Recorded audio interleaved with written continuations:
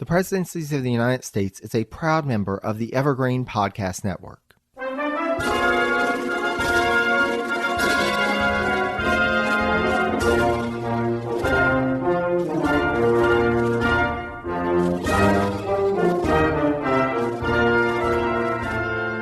Hello and welcome to the Presidencies of the United States. I'm your host, Jerry Landry. As this is an episode of our special series, A Seat at the Table, where we examine the life and legacy of a cabinet member, I'm joined by a very special guest, a dear friend. We have known each other for years and have collaborated on multiple projects together, Steve Guerra. Steve, thank you so much for being here.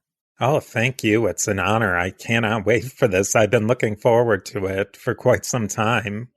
Well, and as usual, Steve does not know who we're going to be talking about, and I will share which cabinet member we're going to be discussing in just a minute. But I wanted to give Steve a chance because he is the host of not one, but two podcasts. So, Steve, if you take a moment to share your podcast work with folks and just tell us a little bit more about yourself and your work as a podcaster. I host the History of the Papacy podcast and Beyond the Big Screen podcast.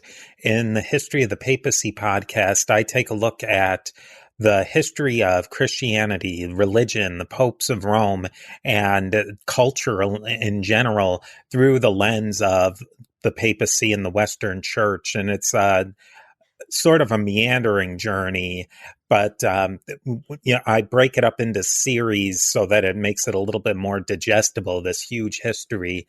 And then a frequent guest is Jerry of my Beyond the Big Screen podcast, where I take a movie or a topic and bring on a guest who's really interested in the topic, and we just have a conversation about it.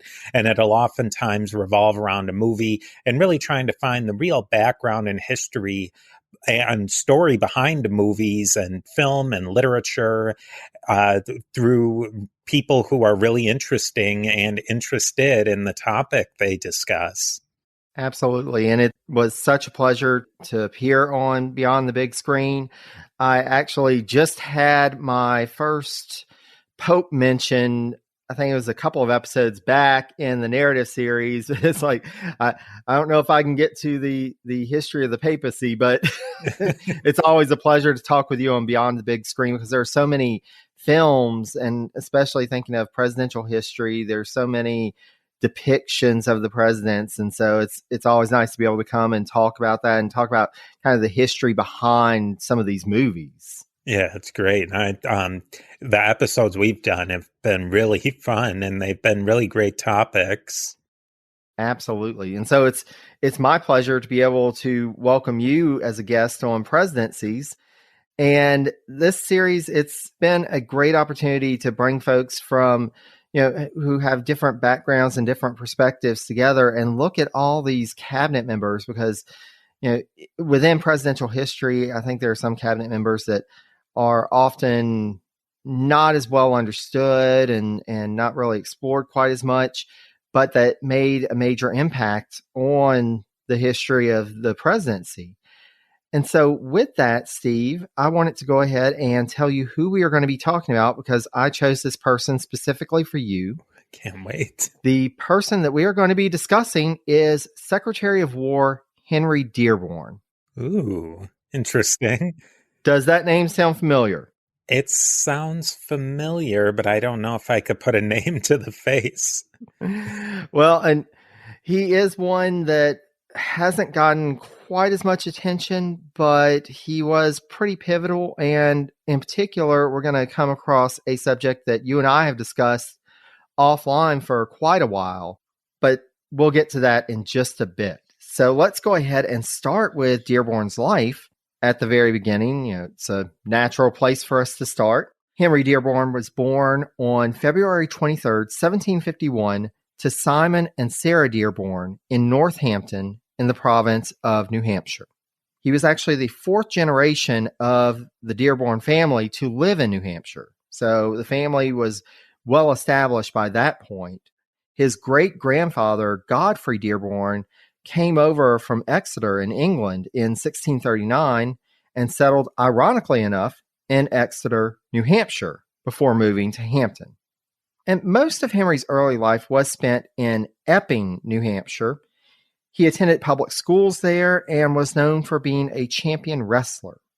Now, with Dearborn, and this is one of those things about that period in history, childhood wasn't seen as something to really be remembered. It was more of a stopgap to becoming an adult. And so we don't get many details about Dearborn's childhood or many folks at this time. So that's pretty much all that I was able to find on his early life to that point. But when it came time for him to consider a career, he actually opted to study medicine in Portsmouth under Dr. Hall Jackson. And so he studied under Dr. Jackson. And then, as folks do, once they feel that they're trained enough, they go ahead and establish their own practice. So he did that. He moved to Nottingham, New Hampshire, and set up shop on the town square in 1772. Now, he actually didn't move to Nottingham alone, as he married Mary Bartlett in 1771. So not only is he establishing himself in terms of this new career, but he's also establishing a new relationship and a new family. These years, of course, for folks who study American history, we kind of know what's coming because the Dearborns would only have a couple of years in their new town, in their new hometown, before war threatened to upend the lives of the Dearborns as well as many up and down the eastern seaboard. So, like many young men at the time, with the coming of the war, Dearborn joined the Continental Army and was commissioned as a captain. First with the 1st New Hampshire Regiment, then with the 3rd New Hampshire Regiment. During his time with the 1st New Hampshire, Dearborn actually fought at the Battle of Bunker Hill in June 1775. His later recollection of this battle would become a source of controversy, but that's something that we'll talk about on down the line, later in his life. But just know that that's coming. He's got some controversy with how he saw the battle go. So after Bunker Hill, Dearborn volunteered to serve under Colonel Benedict Arnold in his expedition to take Quebec. Dearborn would write of the expedition, quote, "We were small indeed to think of entering a place like Quebec. But being now almost out of provisions, we were sure to die if we attempted to return back, and we could be in no worse situation if we proceeded on our route."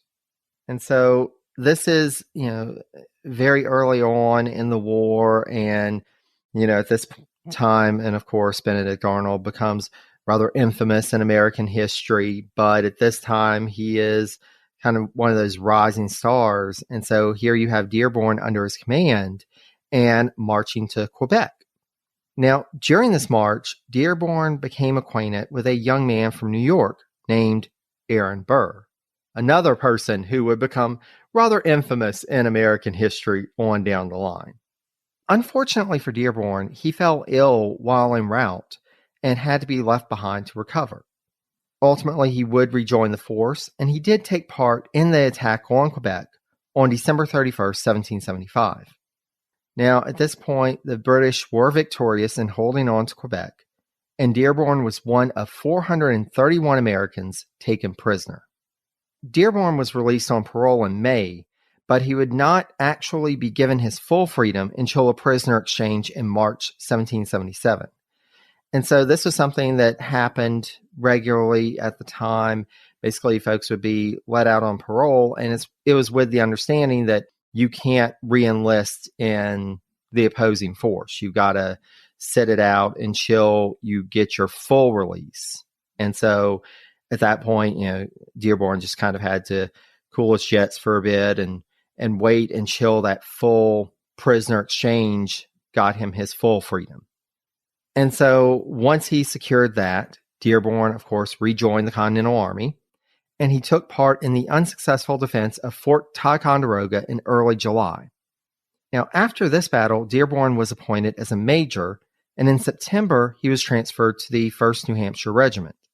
And this transfer meant that Dearborn took part in the Saratoga campaign in September and October of that year.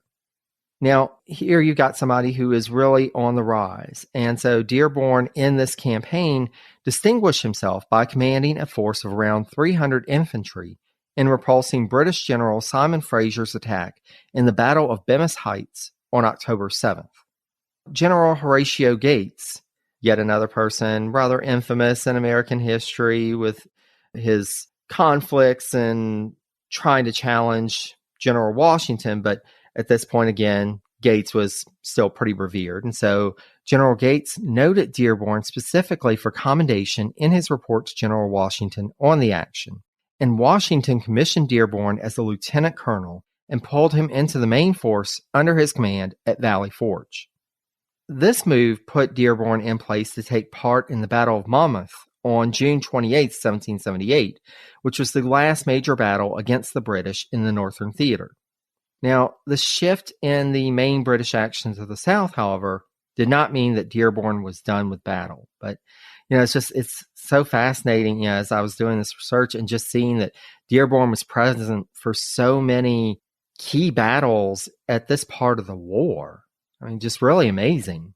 Yeah, it's kind of shocking that he isn't more well known, that, attached to all these really famous people and all these famous conflicts throughout the war, and he's not a household name. I'm interested to see how things unfold a little more. Absolutely. And that's the thing, he does have such a rich history, and you see certain folks like this that are just, they have all these connections, but for some reason they didn't become as well known. And so, as we go along, we may be able to see kind of why that was the case. But, here you have, again, he's very much on the rise. He's making a name for himself. He's making a name for himself with some of the key leaders of the time. And so in the summer of 1779, Dearborn joined Major General John Sullivan for what has been dubbed the Sullivan Campaign, or the Sullivan Massacre, if that tells you how this goes down. So, at this point, attacks were carried out by the Haudenosaunee, who are known more popularly in Western culture as the Iroquois Confederacy. These attacks happened in the Wyoming and Cherry Valleys in Pennsylvania and New York, respectively, the year prior. So Sullivan put together this expedition to respond to this threat to Western settlers. Now, unfortunately for the Haudenosaunee, the American forces pulled no punches and conducted what has been described as a scorched earth campaign against the native peoples.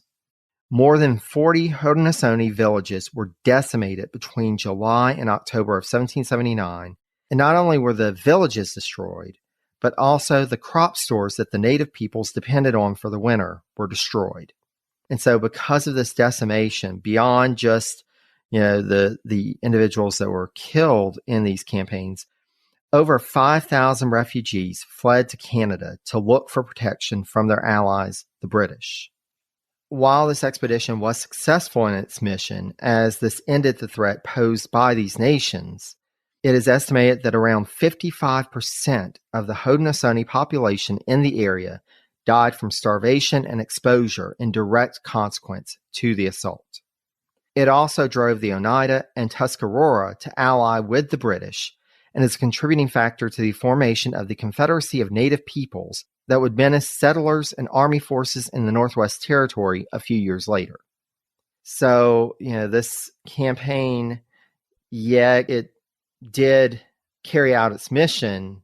However, the means are definitely ethically abhorrent, and there were other consequences. This created more problems on down the line, and this is one of those things with history, sometimes there are these indirect consequences that folks don't realize. And so, this is definitely a point that I think we'll have to discuss when we get to the end and we're discussing Dearborn's legacy, because his role in this is definitely something that we need to talk about in terms of his character, in terms of, I think that this would be considered a disgraceful act.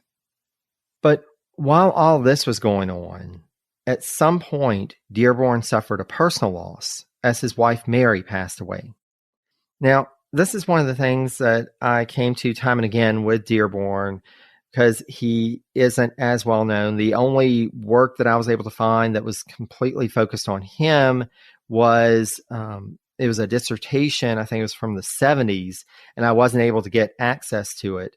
So there are just these gaps in his life story, and this is one of them. We know that Mary passed away at some point, but I wasn't able to find any details on why, what exactly she passed away from, what happened. But we do know that she passed away prior to 1780, because in that year, Dearborn married his second wife, Dorcas Osgood Marble. And so this is something that happens in those times, whether it was, at that point, it could have been that she passed away from complications from childbirth. People, unfortunately, passed away pretty young in those days. And so. Did he have any children that they know of from the first marriage? Yeah, so it does seem that Henry and Mary had at least two children, Sophia in 1773 and Pamela Augusta in 1775. And so that's one of the reasons why I was wondering if childbirth may be one of those things. It may have been a contributing factor, whether she actually died in the process or from complications after, because there were definitely, even nowadays, there are health risks for folks to watch out for in childbirth, but particularly then with the state of medicine as it was and the lack of understanding of the childbirth process and the effects on the mother, it's definitely quite possible. But I don't really have any solid evidence on that. After the war, I don't want to jump too far ahead, but does he go into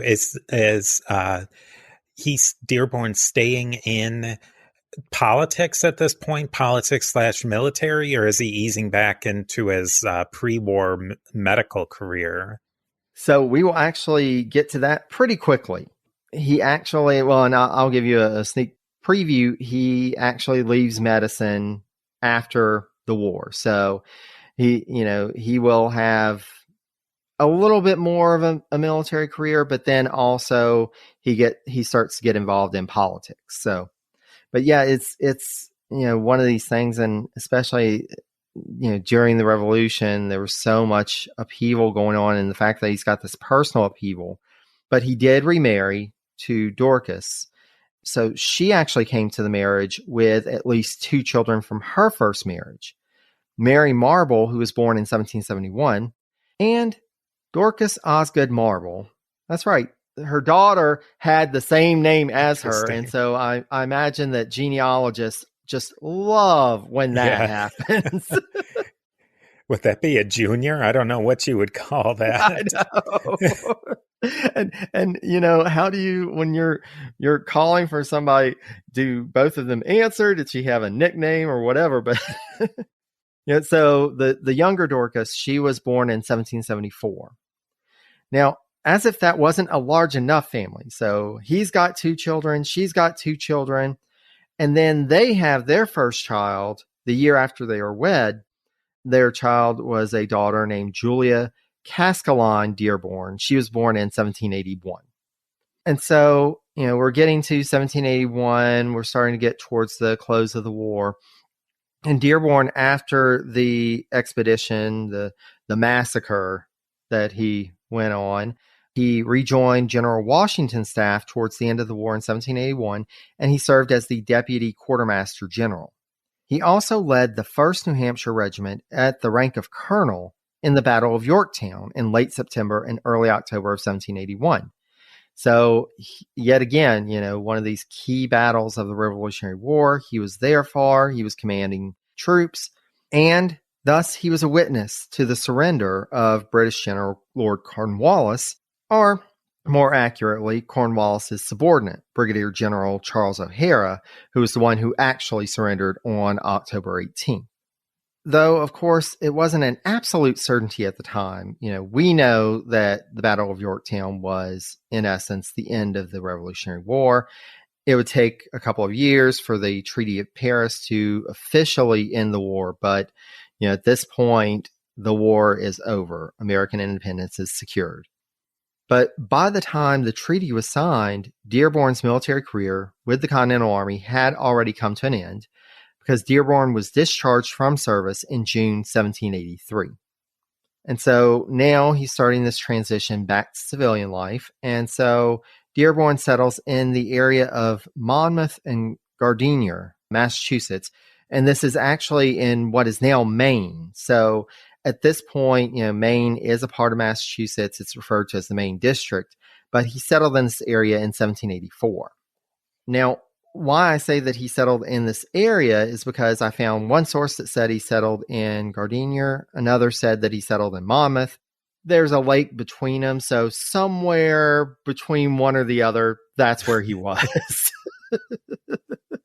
On a houseboat in the lake. He could have been in the middle of the lake. Who knows? Times were different back then. You never know. But he's settling in the Maine district, and at this point, Maine is pretty sparsely populated, but it is an area that is increasingly being looked at for settlement, and it would take until 1820 before Maine actually secured its own statehood. But up until that point, it was a part of Massachusetts.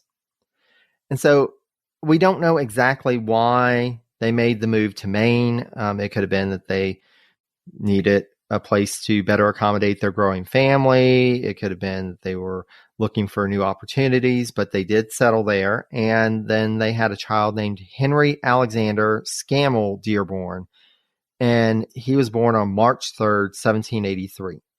Now, I didn't find any other solid evidence on Henry having any other children after this. And it's interesting because I can't necessarily rule it out, but these were the only children that I was able to actually identify. Hi, my name is Joe Grogan. And I'm Eric Ulan for DCEKG. DCEKG is all about the how and why of Washington, D.C., what's going on behind the headlines. We spend a lot of time talking about healthcare and economic policy, but frequently delve into trade policy and sometimes national security or whatever's happening on Capitol Hill. Between Joe and I, we have nearly 5 decades of Washington experience. We put that to work with our guests to explain to you what's going on in Washington. I always found myself calling Eric when I didn't understand what was happening, and always found him to be really good at explaining to me some of the things that I wasn't seeing, and I hope our guests will get the same type of insights. I always found myself talking to Joe when I couldn't believe what I was seeing happening to understand exactly how the heck we got to where we were. Tune into DCEKG anywhere podcasts or YouTubes are available. You won't regret it.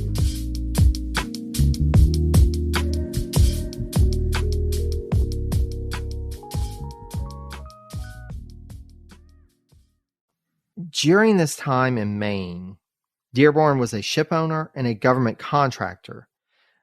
I didn't find any details beyond that, but it does seem like he had that shift in his employment and what he was doing. So he's no longer in medicine. Likely due to his Revolutionary War experience, Dearborn was commissioned as a brigadier general in the Massachusetts militia in 1787 and was ultimately raised to the rank of major general 2 years later. So his military career isn't quite over. It's a different role, but he is in the state militia at this point as a general. Now, 1789 would prove to be a pivotal year for Dearborn as well as the nation, because a new national government under the Constitution came into effect, and George Washington, who he had served under during the Revolution, became the first president of the United States. Washington remembered this young and capable man who had previously been on his staff, and because of that, he named Dearborn as the first U.S. Marshal for the District of Maine. And so this is his start in kind of a public office, being able to really be seen as someone in the public service. And he obviously made a good name for himself because he was elected to the U.S. House of Representatives from the Maine District for a term beginning in 1793. At this point, we're at 1793. This is at the start of Washington's second term. And as longtime listeners of the podcast know, at this point, the factionalism was starting to grow. There was a growing divide between the Federalists, who were more supporters of the Washington administration, and then you have these anti-administration folks who become the Democratic Republicans or the Jeffersonian Republicans. And though Dearborn had his connections to President Washington, he ultimately found himself on the anti-administration side of the aisle in the House and would be a part of this Democratic-Republican faction that developed in Washington's second term. Now, because of this, Dearborn, in his tenure as a U.S. representative, spoke out against the treaty that Supreme Court Chief Justice John Jay had negotiated with Great Britain. And he also advocated for a reduction of the size of the U.S. military to what was proper for maintaining peace on the nation's frontiers. And so these were two really big issues from that side of the aisle at that point. The Jay Treaty was seen as giving too much to Britain, and the Democratic Republicans were more aligned with France and were supporters of the French Revolution.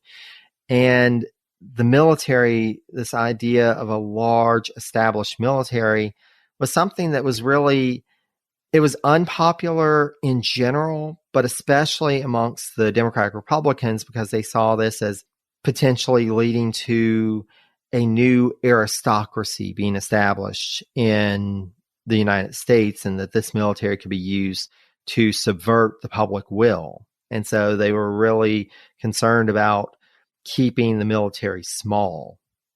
I have probably a surface level knowledge of the politics of this time period.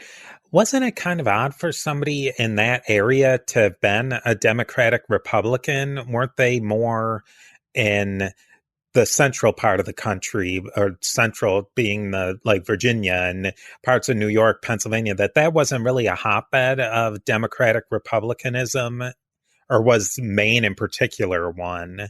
Absolutely. And that's the thing. And New England really it leaned more Federalist. And you do have some folks like, Dearborn is one, Elbridge Gerry is another from Massachusetts.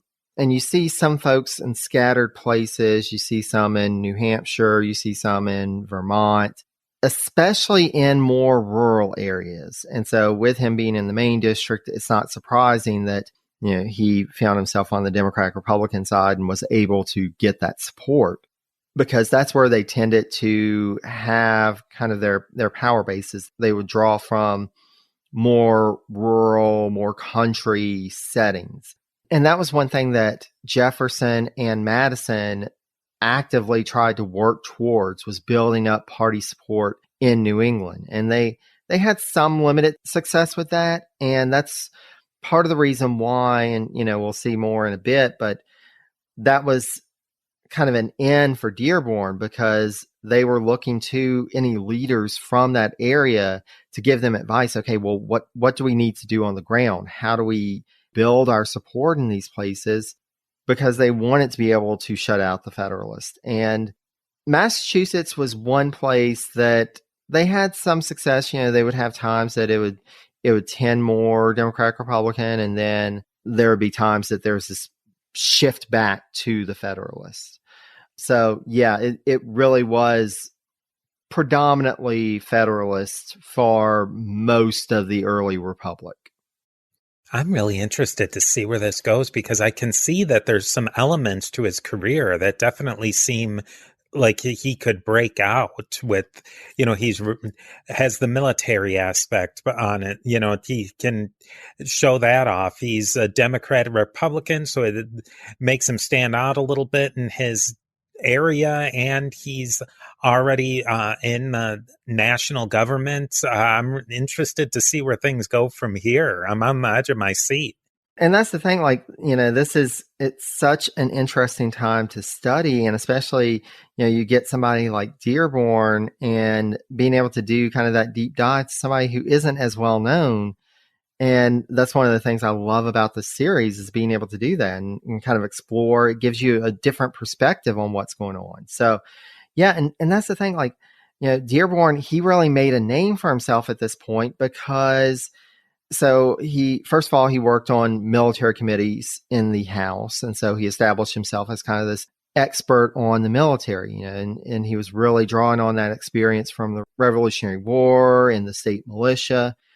And he also is noted at this time of doing a study of frontier requirements. And so that was what the Democratic Republicans drew as their talking points for the proper role of the military. It wasn't that we needed the military at the big established cities on the East Coast. We needed them out in the frontier to be able to defend settlers from native peoples and attacks and, potentially even European forces, the British, the French, the Spanish. We really needed them to help secure the frontier. And so Dearborn did this study, and it was part and parcel with this identified proper size of the military. And so this became a resource for Democratic Republicans to kind of have the same talking points as they campaigned. And so this is one of those planks of, and this is, they didn't necessarily have an established platform like we think of parties nowadays, but, it was a pseudo plank of the Democratic Republican position on, how government should be changed and how government should be shifted. And Dearborn was kind of their go-to person for this. Dearborn was reelected to a second term in the House, but then he lost his reelection bid for a seat in the 5th Congress to Federalist candidate Isaac Parker. And so this is one of those times that, and this was leading up to 1797. So John Adams was becoming president. It was kind of one of those turns back to the Federalists in Massachusetts at that time. So Dearborn was taken out of office. Now, this is one of those areas that is kind of a blank spot right now in terms of what I was able to find for Dearborn. I really wasn't able to find much solid evidence on what Dearborn was up to between leaving the House in 1797 and Jefferson's inauguration in 1801. Really, the only detail that I found is that his daughter, Pamela Augusta, who was one of the children Henry had with his first wife, Mary. So Pamela Augusta married a man named Allen Gilman at some point, and then she passed away in October 1799 at the age of either 23 or 24. Now, what makes Pamela Augusta notable is that apparently a couple of years prior to her passing, there was a city named Harrington in the Maine district, and it was incorporated as Harrington. But shortly after, they decided to rename the city. Augusta. That city is Augusta, now Maine, and it was named for Pamela Augusta. It was named in her honor, and probably also in Dearborn's honor, to try and honor him and the role that he's playing as a leader. Is that the capital? That is the capital of Maine now. So, here we've got this prominent city in Maine with this connection to Dearborn. Very interesting.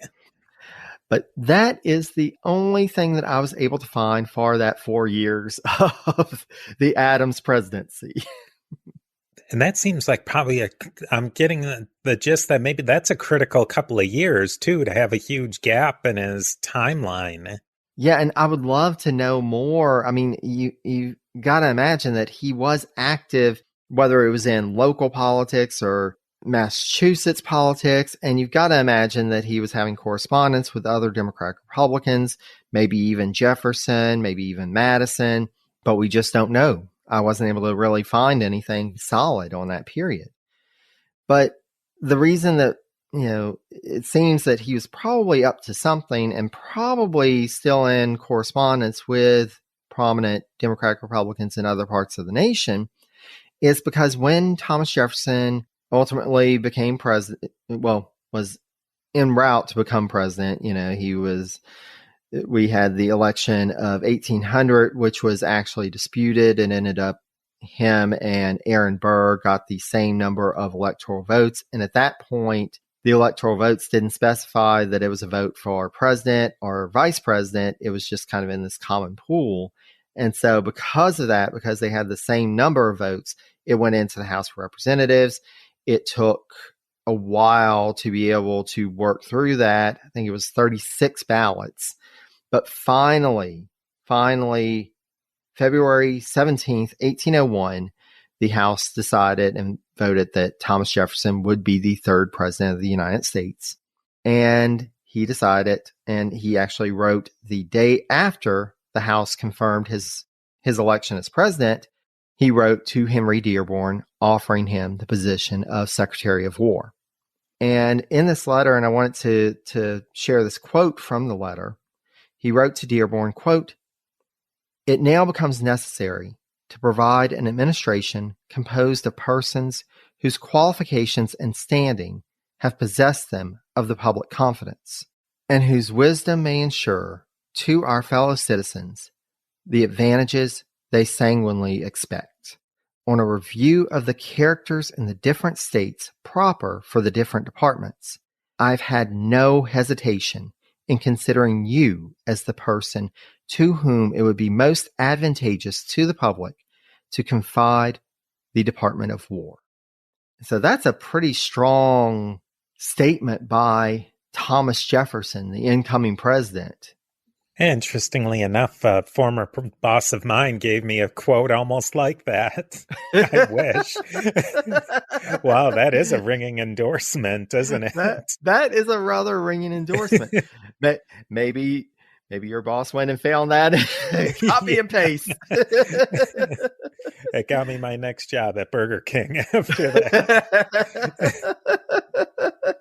You can confide the burgers to this person. But yeah, I mean, this is a ringing endorsement. And so it's obvious that Dearborn was well known to Jefferson and had established himself. So, but Dearborn, of course, did accept the post, and he was duly confirmed by the Senate. And so Jefferson is inaugurated, and Henry Dearborn assumed office as the 5th Secretary of War on March 5th, 1801. And he and the new chief executive immediately went to work. So, as noted by historian Theodore Crackle, quote, "The president and Dearborn began to sketch out the shape of the new Republican military establishment and to examine the means by which this could be accomplished.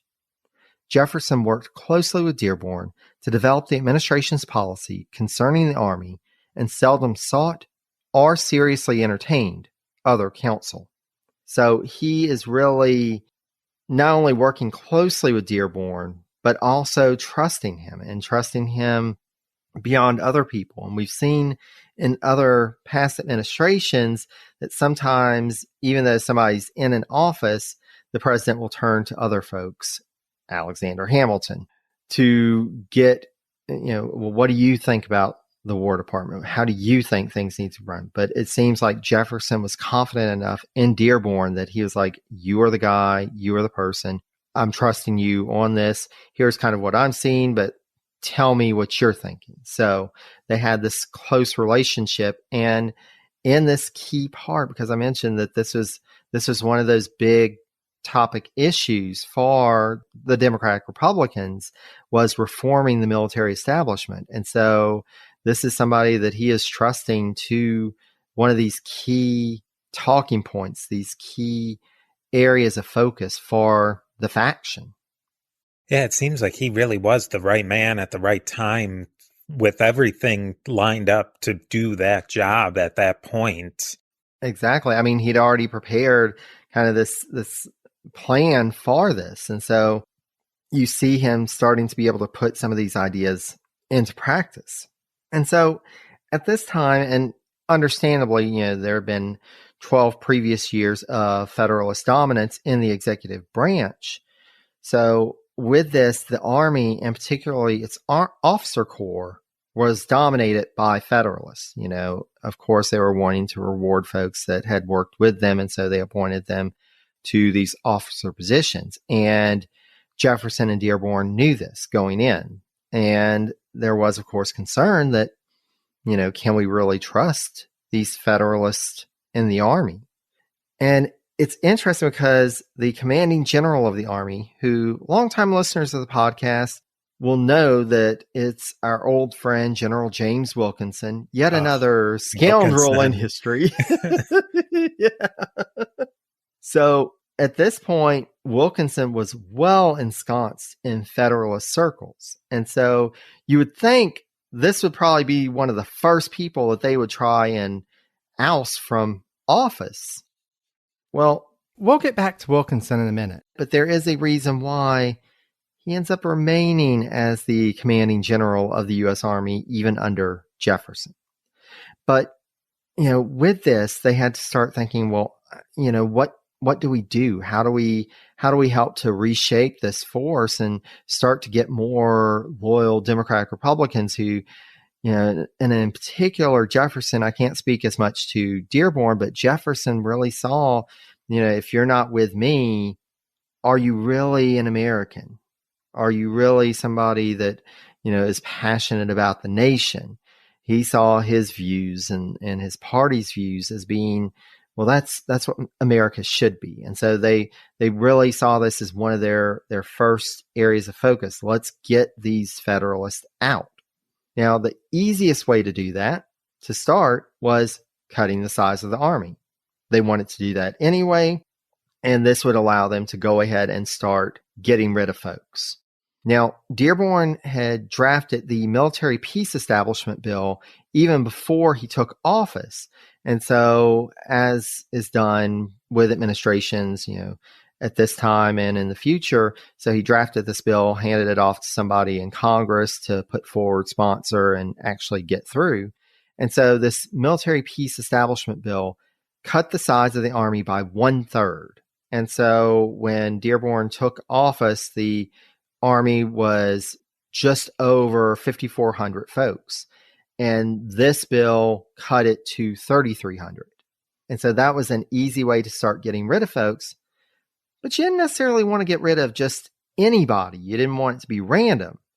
And so Jefferson got Wilkinson to transfer to his presidential staff Captain Meriwether Lewis, who was a trusted young protege originally from Virginia, who was well ensconced in the Army apparatus enough that once he got on Jefferson's staff, he was able to inform Jefferson and Dearborn who in the officer corps were Federalists or Democratic Republicans. And we actually have a primary document where it's listing the names of the officers, and Lewis is making notes about them. Is this a Federalist? Is this somebody we can trust? Is this somebody we need to get rid of? Being able to have this inside intel, Jefferson and Dearborn were able to work over the course of the next year to purge the Army officer corps of many of the Federalists in its ranks. Now, I did mention that Wilkinson was not one of these people that was purged, even though he was the commanding general and was well known to be in these Federalist circles. Wilkinson was very much a political survivor. He was somebody who was very adept at changing sides and securing new loyalties. And so with this, once he knew that Jefferson was coming in, it wasn't hard for him to say, oh, well, these Federalists that I've been hanging out with, I'm not really one of them. I'm with you. I'm on your side. And so he changed sides and it worked. Within a short amount of time, Wilkinson had proved himself to be Jefferson's general. And the new president likewise would act time and again to shield Wilkinson from his treacherous and self-aggrandizing actions because he believed Wilkinson to be loyal to him and to his cause. Now, don't want to go too far into this rabbit hole, but regular listeners of the podcast know Wilkinson was a paid agent for the Spanish government. He was a part of the Burr conspiracy. We'll talk about that a bit more in a bit. But he was definitely one. He was a double crosser, double agent. He would say whatever he needed to in order to remain in office, to remain in power, to be able to be this political survivor. And so he pulled off this transition from being the Federalist general to Jefferson's general in a short amount of time. It's just the worst. I mean, he should be taught in every history class because he is just the worst person in American history who doesn't get any coverage at all. And his is just such a fascinating story. I mean, you get to so many points. You're like, okay, Wilkinson's about to be exposed. Somebody is writing to the federal government about, that he's a Spanish agent. And then something happens and no, he's still commanding general of the army. Are you kidding me? Spanish agent 13 is the commanding general of the army still. Yeah, I mean, it's just, he is such a scoundrel. And it's always interesting when I get to a point in the narrative that we can get caught up on Wilkinson and his scheming. And it's like, what is he up to next? Because it's no good. That's exactly. It is never going to be a good thing. But yeah, so Wilkinson is there, but they are able to purge all these Federalist officers from the army. Now, these cuts didn't mean that the president and his Secretary of War were wanting to completely decimate the military. They didn't want to completely get rid of the army. And this is evidenced from another one of their early actions. So in early April 1801, it was announced to insiders that Jefferson had decided to establish a military academy at West Point, New York. And this military academy had been years in the making. So we actually discussed in one of the early episodes of the special series when we focused on Henry Knox that this was something that Knox, even in the early days of the Revolutionary War, was advocating.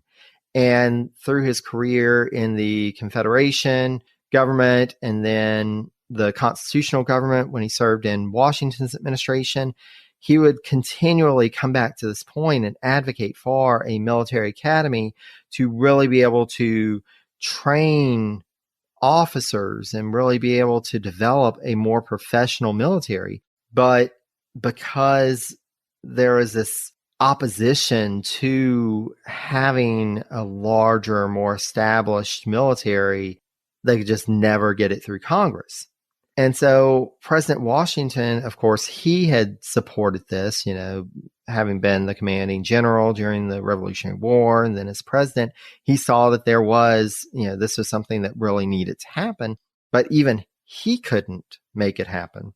Within his administration, Secretary of State at that point, Thomas Jefferson, had objected to it because it was not specifically stated in the Constitution that the government had the authority to create a military academy. So at this point, Jefferson was opposed to it, and they were able to keep it from happening. There was, however, a corps of artillerists and engineers established in 1794, and there was a provision made for this corps to be trained by older officers. So this is seen as kind of being one of those early steps towards the military academy because this new force was based at West Point, but it would take time for a training program to get up and going, and particularly because the officers objected to the idea, quote, that they had anything to learn about their profession. And they actually set a building on fire in protest in 1796. This may be more of a point of why we need you to go through training. Yeah. Let's start with setting buildings on fire is not, at the base that you're stationed at is not a good thing to do. Star students there. Those college shenanigans. But another attempt was made to initiate a training program at West Point during the Adams administration. But this time, the sticking point was that it was difficult to find American teachers that were trained in military engineering, and President Adams objected to the idea of importing talent from abroad. He felt that, especially as this is supposed to be training and developing the U.S. military, can we really trust that to somebody who's not a U.S. citizen? But We just didn't have that knowledge base in the U.S. at that time. And so this kind of languishes. And ultimately, Alexander Hamilton got involved and developed a proposal for 4 schools in various locations, with the quote unquote fundamental school of military education being at West Point. And so we keep coming back to West Point as the location of this military academy. Now, Hamilton passed this plan along to Secretary of War James McHenry, who then passed it along to President Adams in mid-January 1800. And as we learned in McHenry's episode, and as we learned in quite a few of the cabinet member episodes from the Adams presidency, if Hamilton would have gone directly to Adams with it, there was no way John Adams was touching that. But because it came from one of his cabinet members, he was more open to the idea. And he agreed to the plan, but he wasn't able to act on it fast enough to get it in place prior to losing his reelection bid that year. And so then it came down to President Jefferson, who by this point had apparently overcome his constitutional objections to the idea and authorized Dearborn to send orders to Lieutenant Colonel Louis de Toussaint, quote, to give all the assistance in your power in the instruction of such officers and cadets as may be at West Point.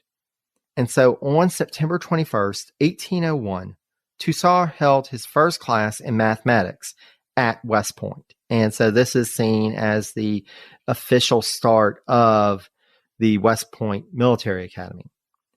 Meanwhile, as he was getting Toussaint in place, he also appointed Jonathan Williams as the first superintendent of the military academy. And this was a posting that Williams assumed on December 14th, 1801.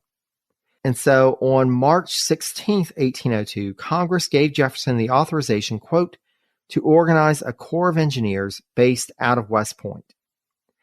As Stephen Ambrose described in his book on the history of West Point, quote, the Corps of Engineers, like its head, had a double function to serve the engineering function and constitute a military academy.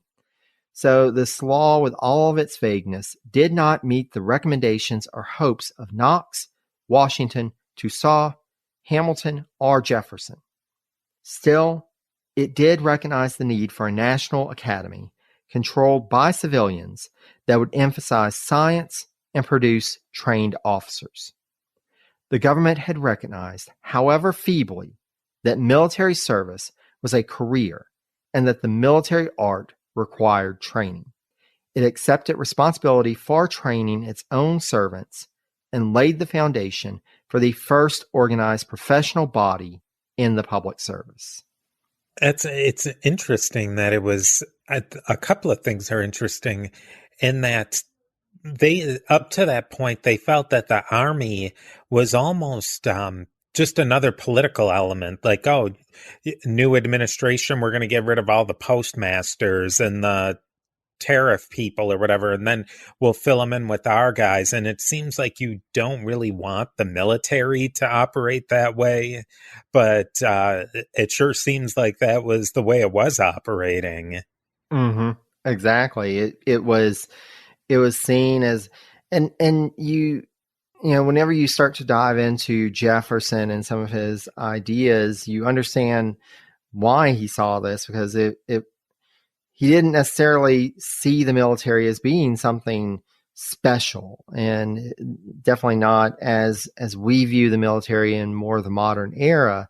He saw it as this is another function of the government, and thus we need to have trusted people in there.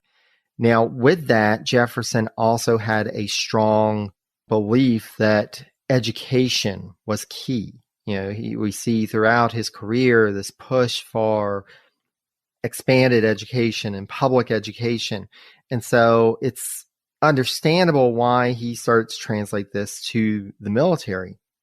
Just as with other roles and functions in society, the military did require training. And so even though it is interesting, you know, we see this with the Louisiana Purchase, you know, he didn't believe that was constitutional, but he ultimately agreed to it. And it was more out of a sense of pragmatism. And so I'm almost wondering if that was what led him to say, you know, No, it doesn't say in the Constitution that we can do a military academy, but we've got a military. We need them to be trained. And so I guess we can really do a military academy. And so he pushes for this. And it's interesting because it's one of those contradictions in Jefferson that, well, seemingly contradiction, that this is the person who doesn't want a large established military, who's also creating this officer school, this military training academy. But if the military is to be used to secure the frontier, which was yet another pet project of Jefferson's, it was one of his passions. He believed in exploring the West and establishing the West and establishing on the frontier.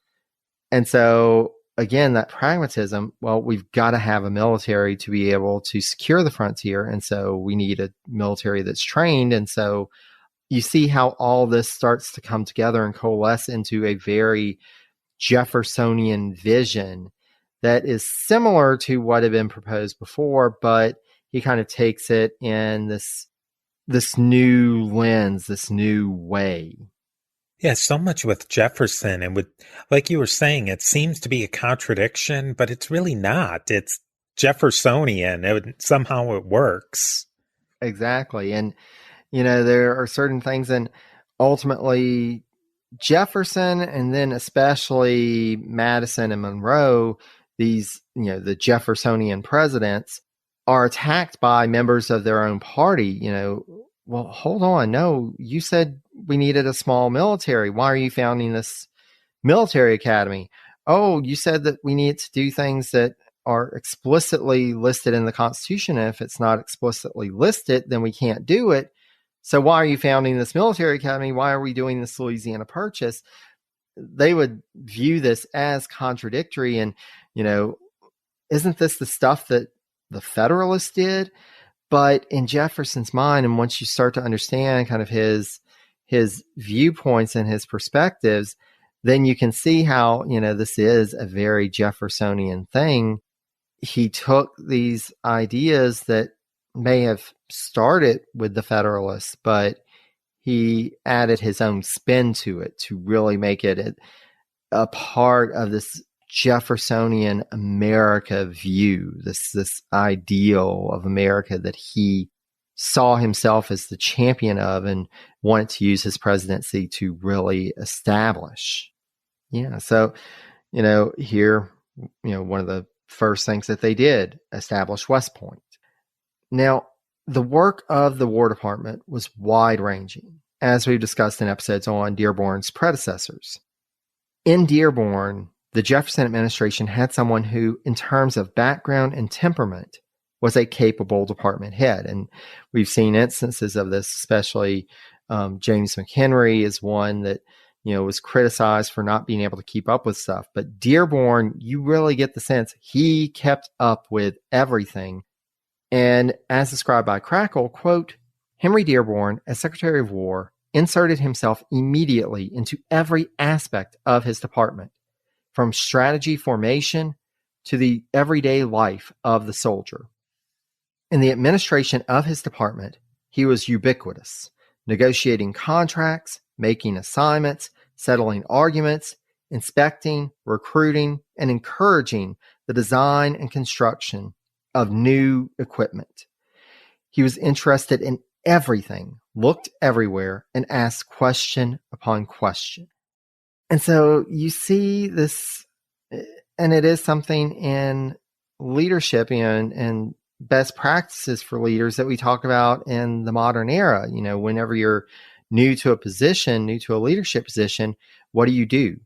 You start exploring. You start trying to learn the business, and even stuff that you may not be directly responsible for, but that ultimately you're going to have an impact on. You want to understand kind of the whole picture of what the organization or the business does in order to really be able to be successful in your role and in understanding what your role is. And so you see Dearborn doing this from the beginning.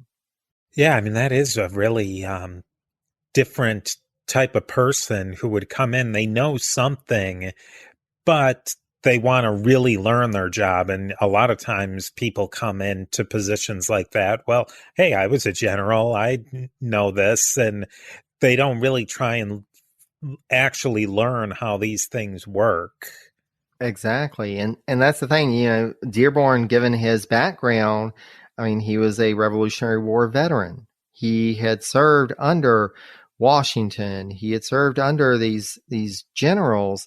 And so, it could have been very easy for him to come in and say, well, I know everything about the military. I don't need to really study this. But no, he went ahead and said, no, this is something different. I need to learn what's really going on and where we're at so that I can help to guide things to move forward, to go in this direction that he was working with Jefferson to craft for this Jeffersonian Republican military establishment. Now, one of his earliest structural reforms was to eliminate the position of quartermaster general. So the quartermaster, that's typically the supplier, and Dearborn had experience as the deputy quartermaster general. So this was somewhere that he was familiar with. He was familiar with that role. But he went ahead and eliminated that position. Previously, all requisitions for supplies and equipment would go through that position's office, but now it would go through the main War Department. And that was so that Dearborn could keep a better eye on things. He really wanted visibility to what is going on in these procurements and getting the supplies out. He realized that was an area that under the wrong person, you could have things not work well, not have that good flow, the procurement to the supplying process. But then also, if you have somebody who's less than scrupulous, they could be doing some under the table deals and securing their own quid pro quos, so to speak. So Dearborn wanted that to run through his office so that he could be sure everything was on the up and up and go ahead and make sure that this process is done well. Now, the only problem with that, with the elimination of that post, Dearborn had to figure out how to actually get supplies out to Army units in the field. So this has been something that the Quartermaster General had managed, and now he had to figure out, what does this look like? So to accomplish that, Dearborn designated 3 geographic departments for the nation. So he split the nation up into 3 areas.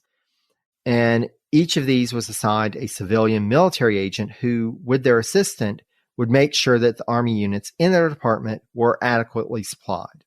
Now, with this new supply chain in place, Dearborn also turned his attention to the suppliers that the department used, as from a national security standpoint, it was more secure to have supplies that were actually coming from American manufacturers rather than foreign sources that could potentially be cut off in a time of war.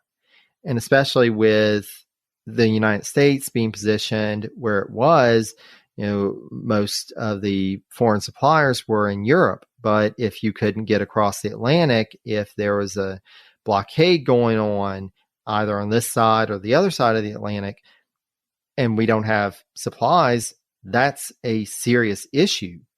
And so Dearborn, and with Jefferson's approval, uses this as a way to start really encouraging American manufacturing, seeing what we already had and starting to encourage new manufacturers to come into play and make these supplies for the U.S. military.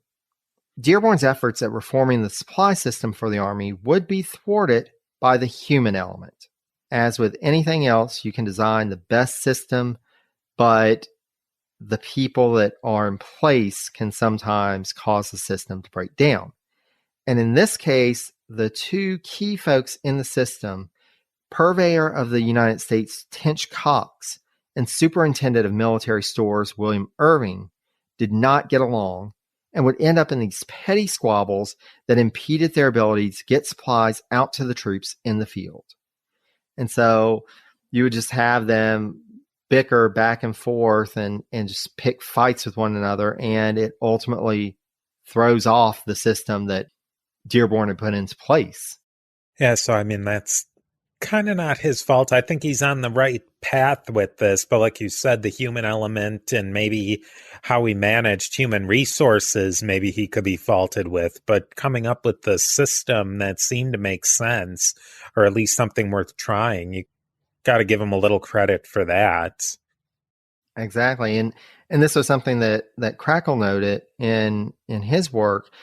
He wrote, quote, Dearborn tolerated both men and their antics well beyond the point where the interests of the nation were best served. Shortages in the field became a way of life. And so it really does become, this is probably a situation that he should have stepped in and either gotten rid of one or both of them. But unfortunately, he didn't. And so even though he has this great system, he really wasn't able to see it through to what he aimed for.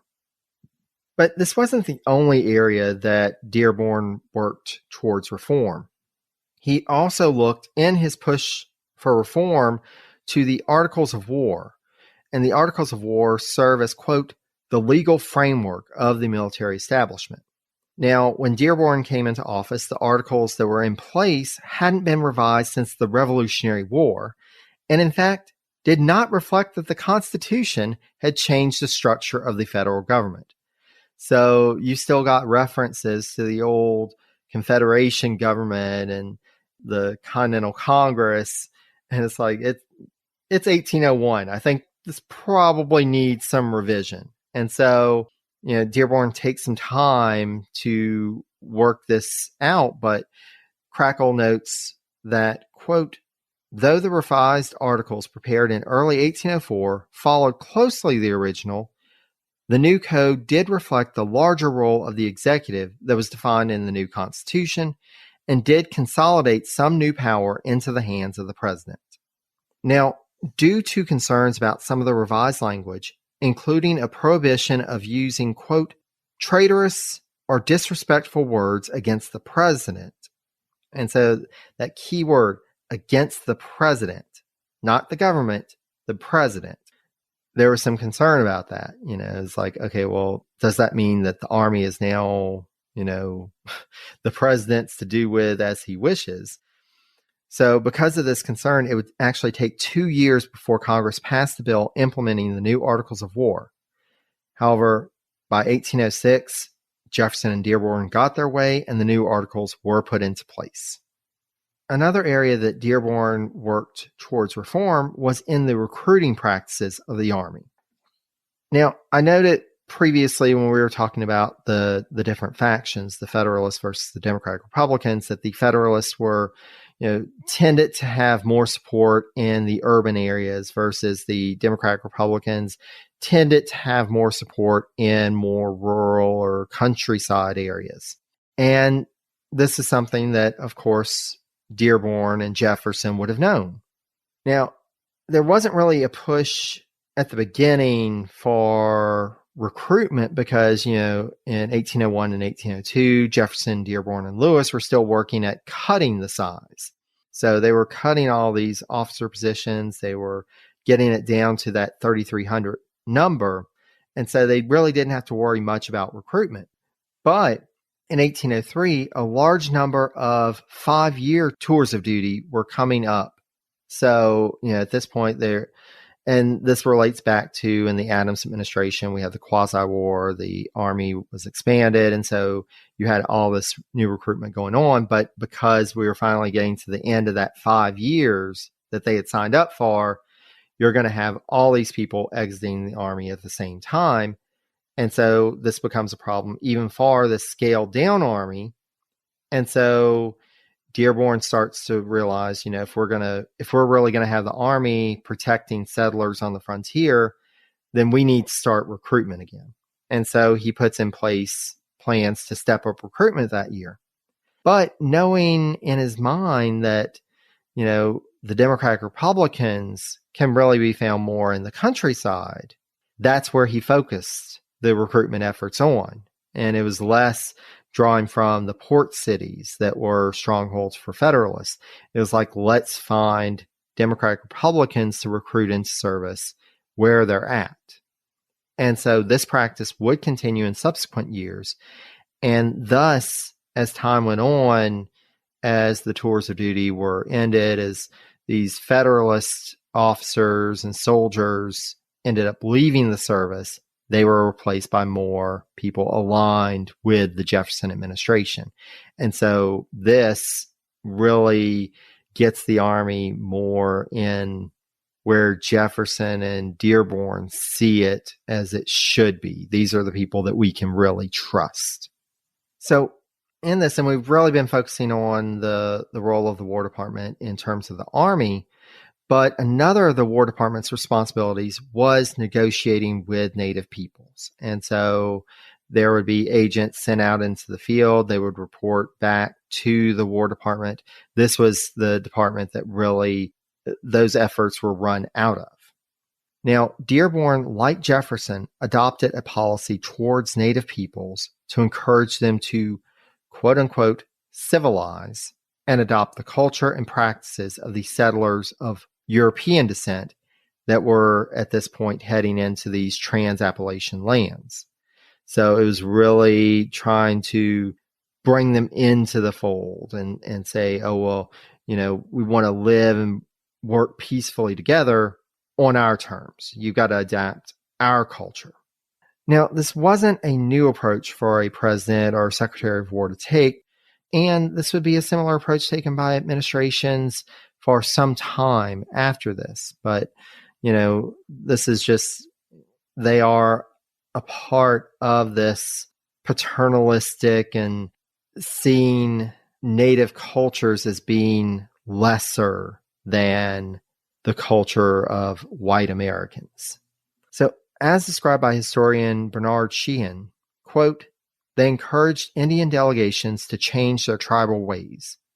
They instructed government agents in the field to do their utmost to further philanthropic ends, and they rendered encouragement and assistance to independent missionary efforts. Beginning in 1802, Congress authorized some $15,000 annually for Indian affairs. Unfortunately, the elaborate system of Indian negotiations and present giving absorbed these funds. Now, Sheehan went on to write that, quote, benevolence, the Jeffersonians failed to realize, would not compensate for the poverty of policy. And so, at the time, and for many subsequent generations of white people, this approach that Jefferson and Dearborn took was seen as being generous and well-intentioned. But we know now that it was part of the problem that Native peoples were increasingly being faced with. Not only were you having these settlers come in and take their lands, you also had these newcomers, these people, and the government of these people saying your culture is lesser. If you really want to stay here, or if you really want to be a part of things, we're going to need you to change and be like us. We're just going to dismiss everything that generations upon generations of your ancestors believed in, and that is a part of your cultural identity and society, everything that you know. And so it's one of those difficult points in American history. I think it's also important to discuss and to discuss that, here we have Dearborn in this leadership role and actively encouraging this policy of assimilation and, quote unquote, civilizing these lesser peoples. And then they dangled assimilation out there. People assimilated and they still didn't get accepted. Yes. And that was also a big issue because it's hard to fathom, here these folks are actually turning away from everything that they had been taught was right, everything they had been encultured with for their lives. Okay, well, we'll try this if this is what we need to do. And then they do it and, oh, well, that's not good enough. That's not good enough. We still want your land. So you can be like us, but just be like us further west. Yeah.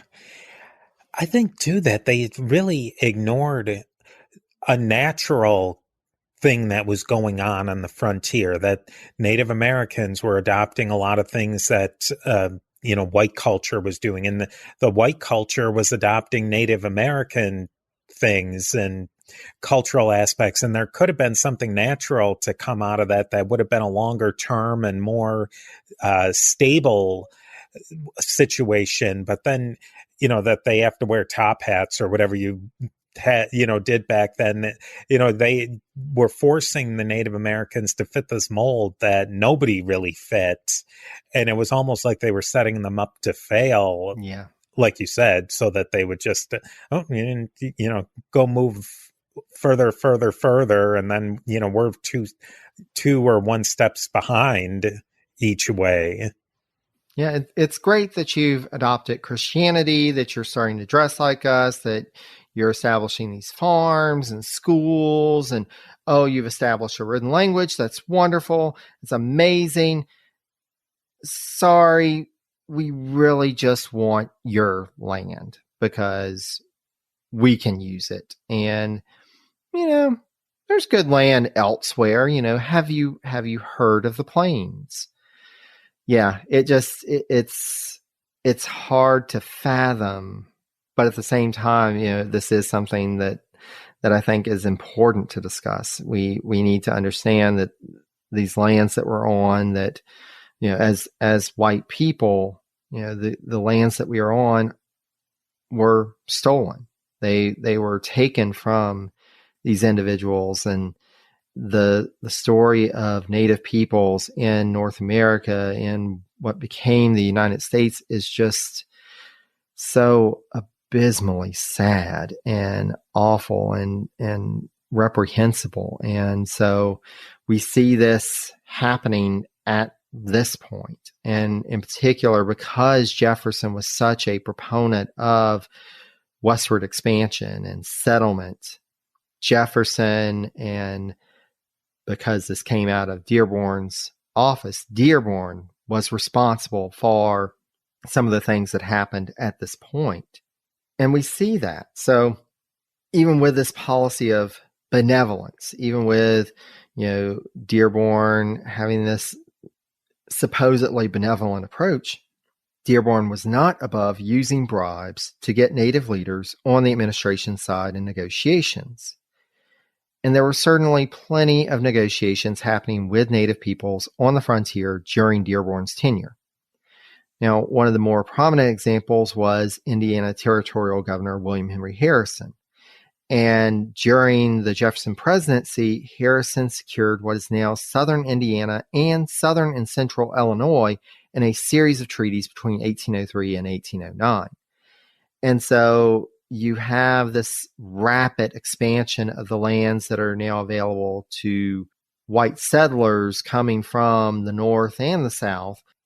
And even though Harrison was a bit more ethical than other negotiators, even he had in mind that his goal was securing land for settlement by folks of European descent.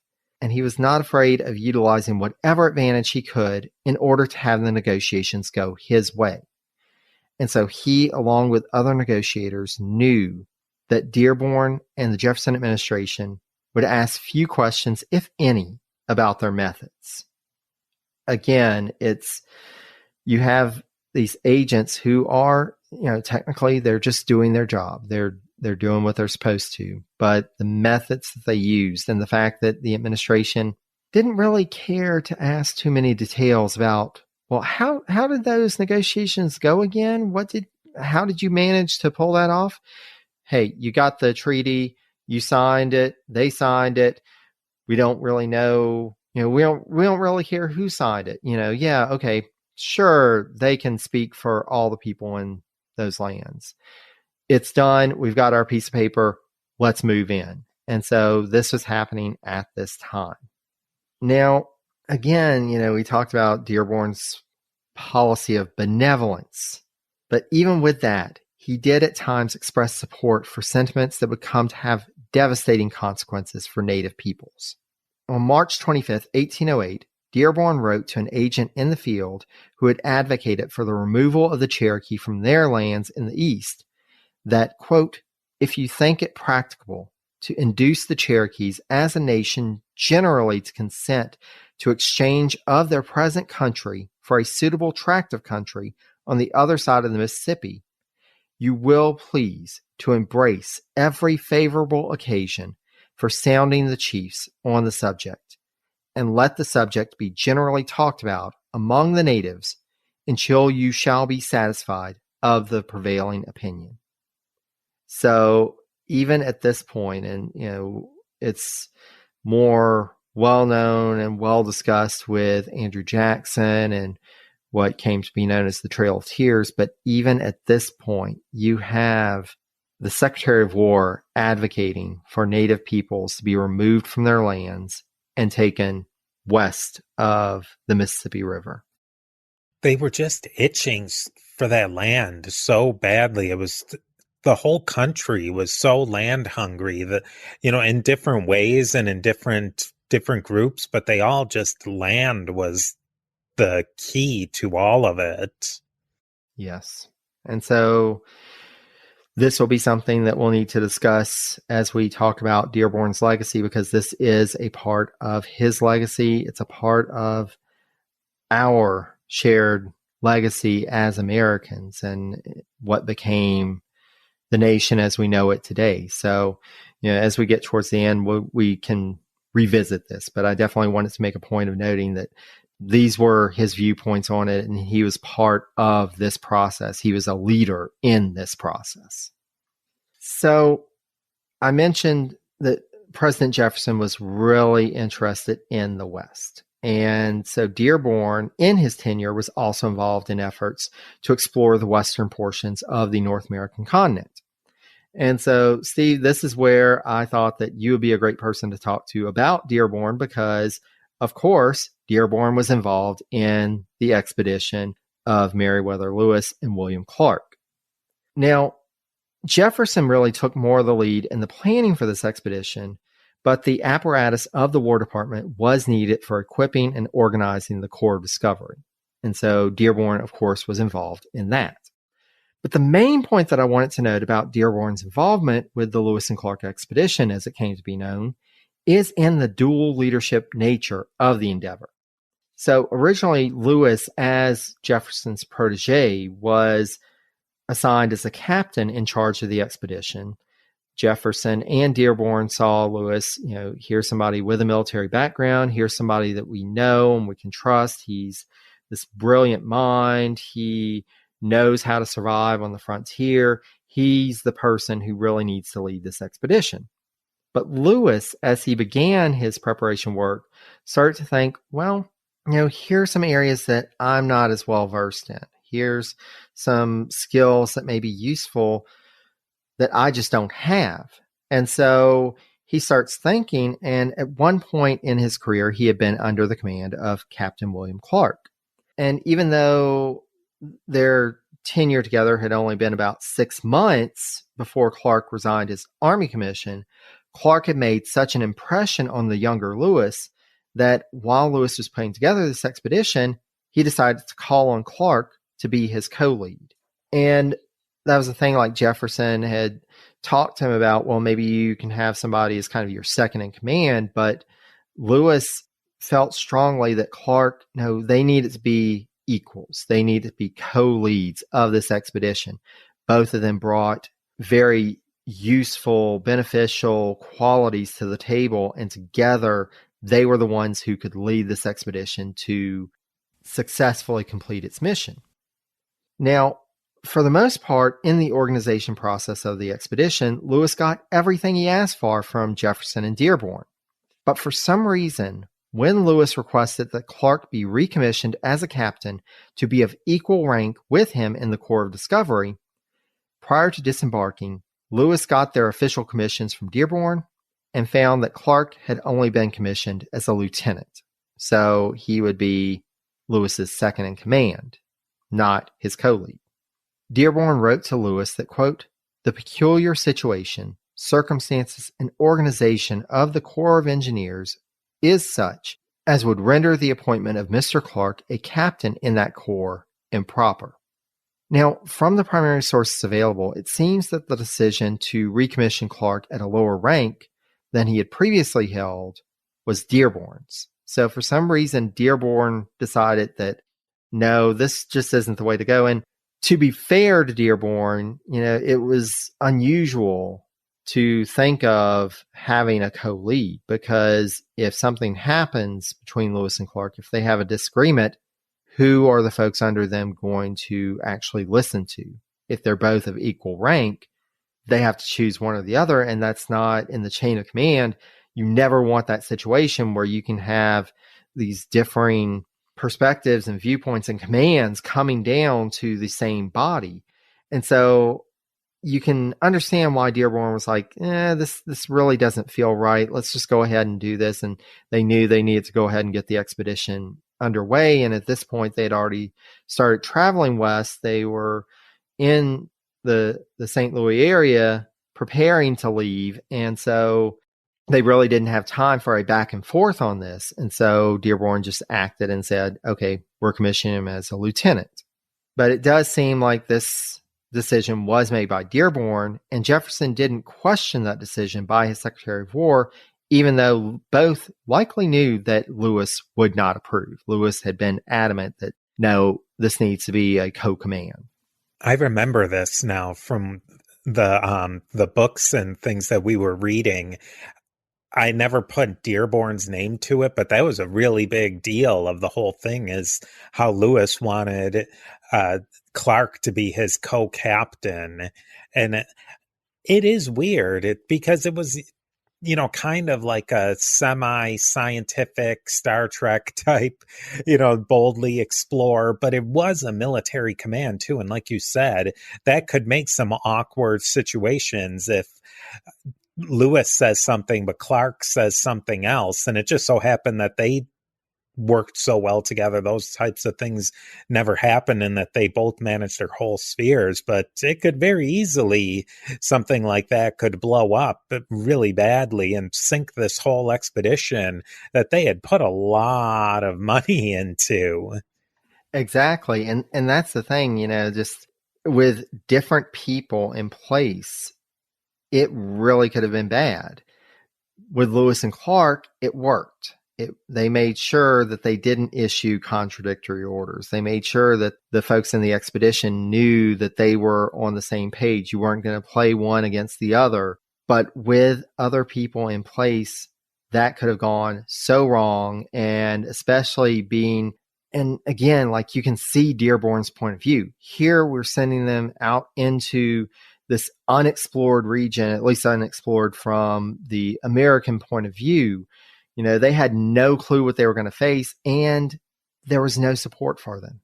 Mm-hmm. There was no, writing back to Washington to get assistance, to get a relief in place. They would be out on their own and would have to survive on their own. And so this chain of command was important. You had to make sure that the people under you were going to do what you needed to do. It wasn't just a matter of, trying to accomplish the mission. It was a matter of survival. You had to count on these folks to do what you said as the lead. And so it really could have gone wrong. It didn't, thankfully. But you understand why Dearborn was like, let's just have one person, y'all can work out how this works, but let's make sure that one person outranks the other just in case. And so to your point, Steve, Stephen Ambrose in his book Undaunted Courage, this is one of the points that he really talked about and explored. And so, and I'm actually going to quote Ambrose here in talking about this. So Ambrose wrote, quote, "In a shifty little bureaucratic maneuver, Dearborn managed to make a bad situation worse. He dated Clark's commission as of the day he signed it, March 26, 1804.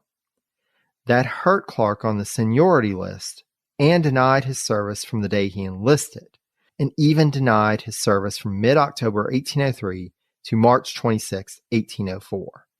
So not only did Dearborn send this commission that Clark was outranked by Lewis, but Clark had been working on this expedition since October 1803. He had been working on it for months, but because the commission was effective the day that Dearborn signed it in March, he wasn't eligible to be paid for that time. And in terms of seniority, that put him a few months further down. Anybody who had been commissioned in that period would outrank him in the seniority list.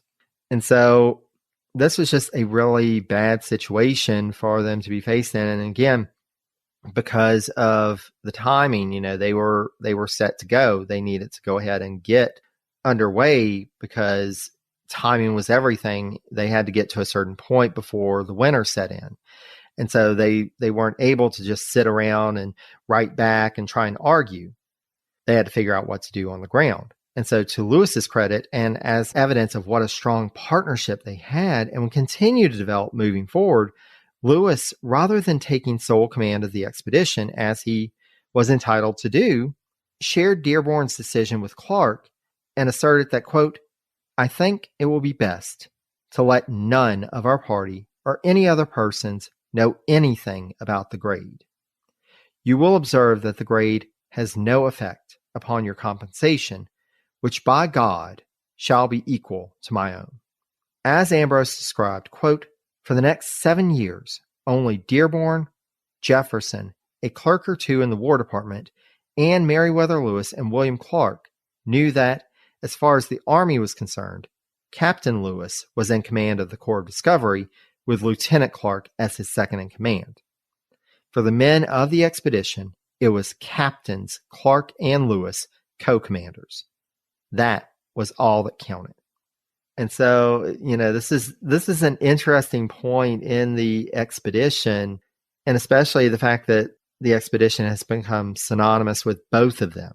And at the very beginning, you see that it really didn't have to be, but Lewis made sure Clark was his equal. He believed it. He wanted the men to see it the same way.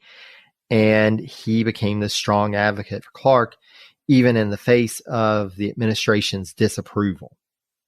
Yeah, that's fascinating. And that, that quote was excellent because Dearborn really did make something that could have been very easily papered over, and he made it something that could have been a sticking point and a point of conflict for them when it was the exact opposite of what they were trying to do.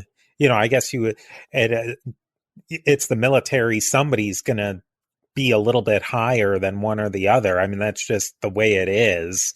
Nobody is completely perfectly the same rank. There's, 1 minute before, if they get their commission, whatever, but Dearborn could have facilitated their captaincy, but then he goes and basically torpedoed it. And at that point, Clark could have said, "Well, forget this. I'm done. I'm out of here." It's to his credit that he didn't. And in part because Lewis did that work of,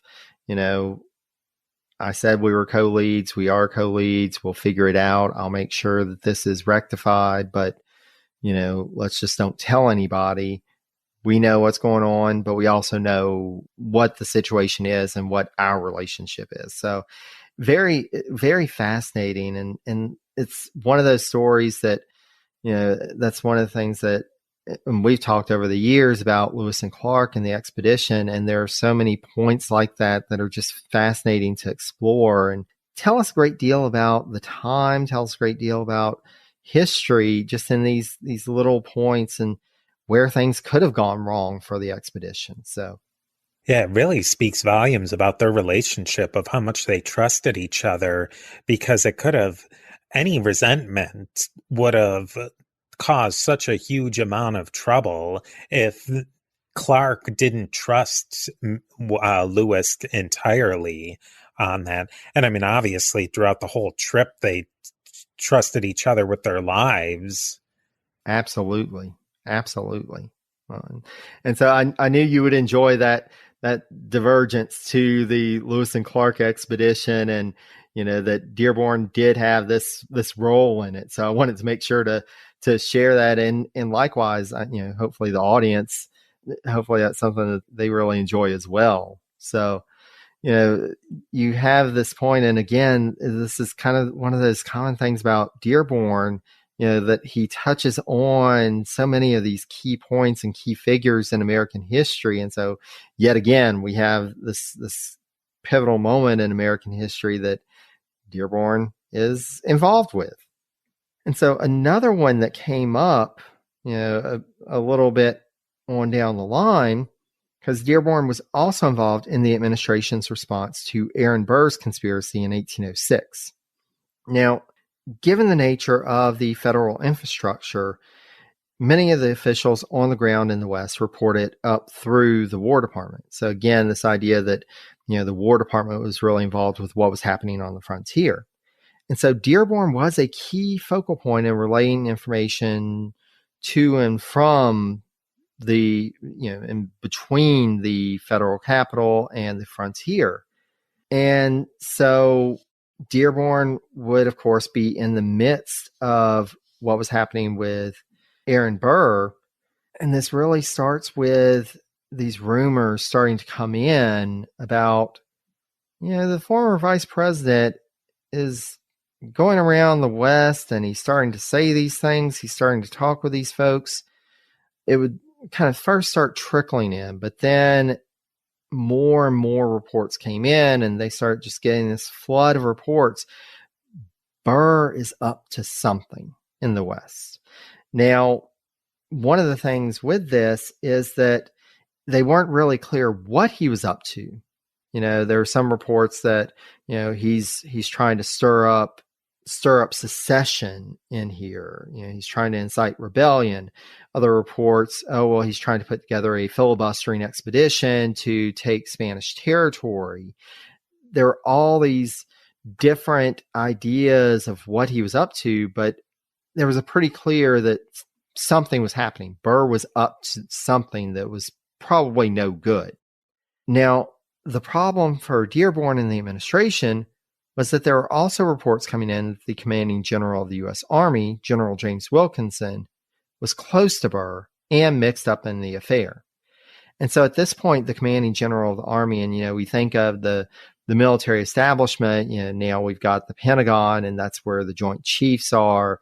The primary military commanders are at or near the nation's capital. But Wilkinson was actually out in the West. And we'll talk a bit more about something else that he was up to at that point, in a bit. But he was out in the West. And so while you've got Burr out there, you've also got the commanding general. And so Dearborn has to figure out, okay, well, what's going on? And so he wrote to Wilkinson, warning him of what he was hearing and recommending that Wilkinson keep his distance from Burr. Now, we know from primary records and things that we've learned since that have come up in the historical record that Wilkinson was indeed mixed up with the Burr conspiracy, and he was part of that planning. But once he started receiving warnings from Dearborn and others in the East, he changed sides yet again, surprise, surprise, with James Wilkinson, and he actually helped to bring down the conspiracy rather than seeing it through. And so, yeah. Wilkinson. Here we go again, Wilkinson. And so, ultimately, and can't go into too much detail about this, but Burr would ultimately be brought into custody, and it would be, military officials that would bring him to Richmond to trial. And so Dearborn was, of course, part of that planning as well. Now, one of the things that was happening at this point, even after the Louisiana Purchase, there was still this large Spanish presence in the Floridas and in Tejas, in what became Texas. And with the Louisiana Purchase, one of the problems of it, while on paper it transferred to the U.S. a large chunk of territory, is also rather vague in terms of where these borders lay for this territory. And in particular, that definition of what was the Louisiana colony and Tejas. And so In the lead up to 1806, in order to establish a presence in the area, because of course the Spanish said, oh, well, we've got this territory, and the Americans were like, no, no, no, the border's really further west. There is this disputed territory there. And so to establish a presence in the area, both sides increased their military presence in the area. And by February 1806, the Spanish governor of Tejas, quote, ordered Spanish forces to attack all American soldiers who crossed the Arroyo Hondo. And so the Americans pushed the issue by sending an expedition up the Red River a few months later. Now, thankfully, despite these orders, Spanish forces that stopped the Freeman and Custis expedition of 1806, as they would come to be known, while they were clearly in Spanish territory, the Spanish forces didn't attack them, but rather allowed them to return back to American territory. They stopped them. They said, you're not going any further.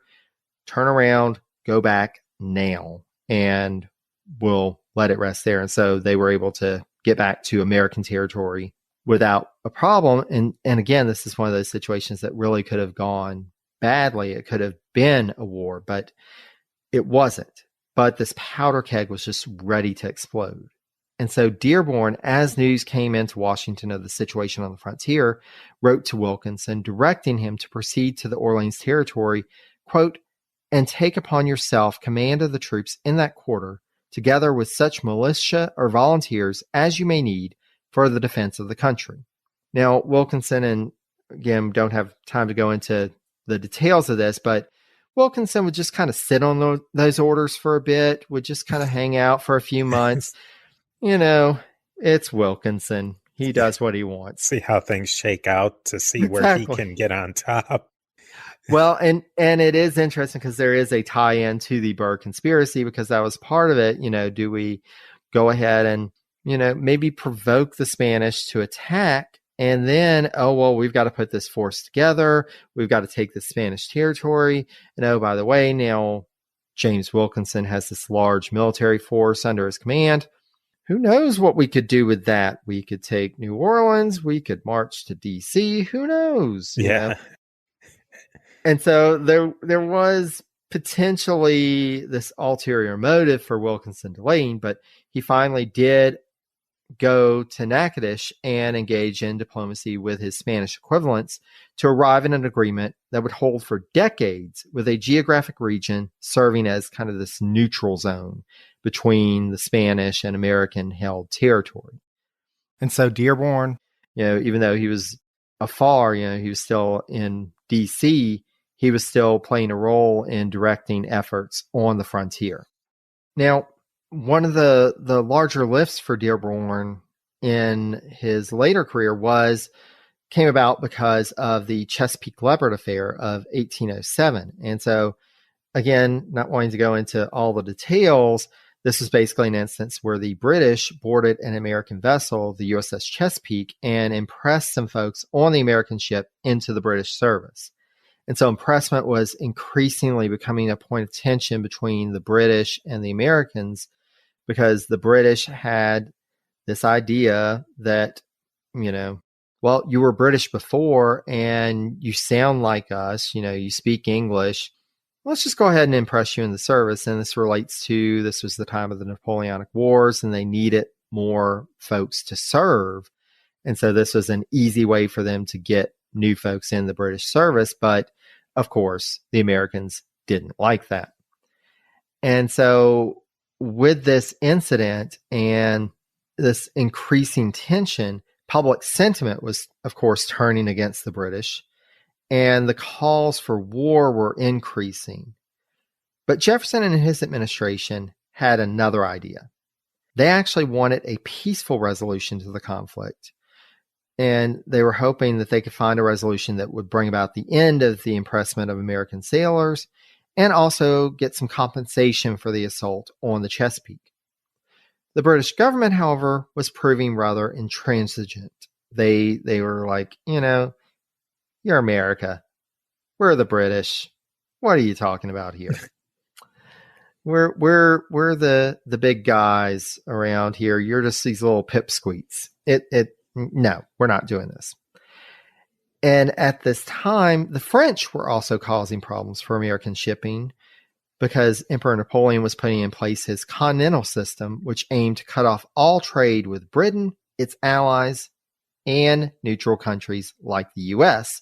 in order to put economic pressure on Britain to surrender to the French. And so you've got the two main trading partners and main, European powers that the U.S. is increasingly having issues with. And so Jefferson, he took this idea of, applying economic pressure. That sounds rather good. That sounds like a good idea. And so he pushed for an embargo act, which would stop all U.S. trade with every other nation. And so Jefferson and his Secretary of State, James Madison, thought that this would help to bring Britain and France to the negotiating table to work out a way to restore trade. They'd be missing the trade that was happening with the U.S., and they'd ultimately say, you know what, we've got some diplomatic issues. We can work something out. But in order for this to be effective, the administration had to actually make sure that American merchants were no longer carrying out international trade. And this was something that American merchants had no desire to do because it put them out of a job. They weren't going to be making money. They didn't want to do this.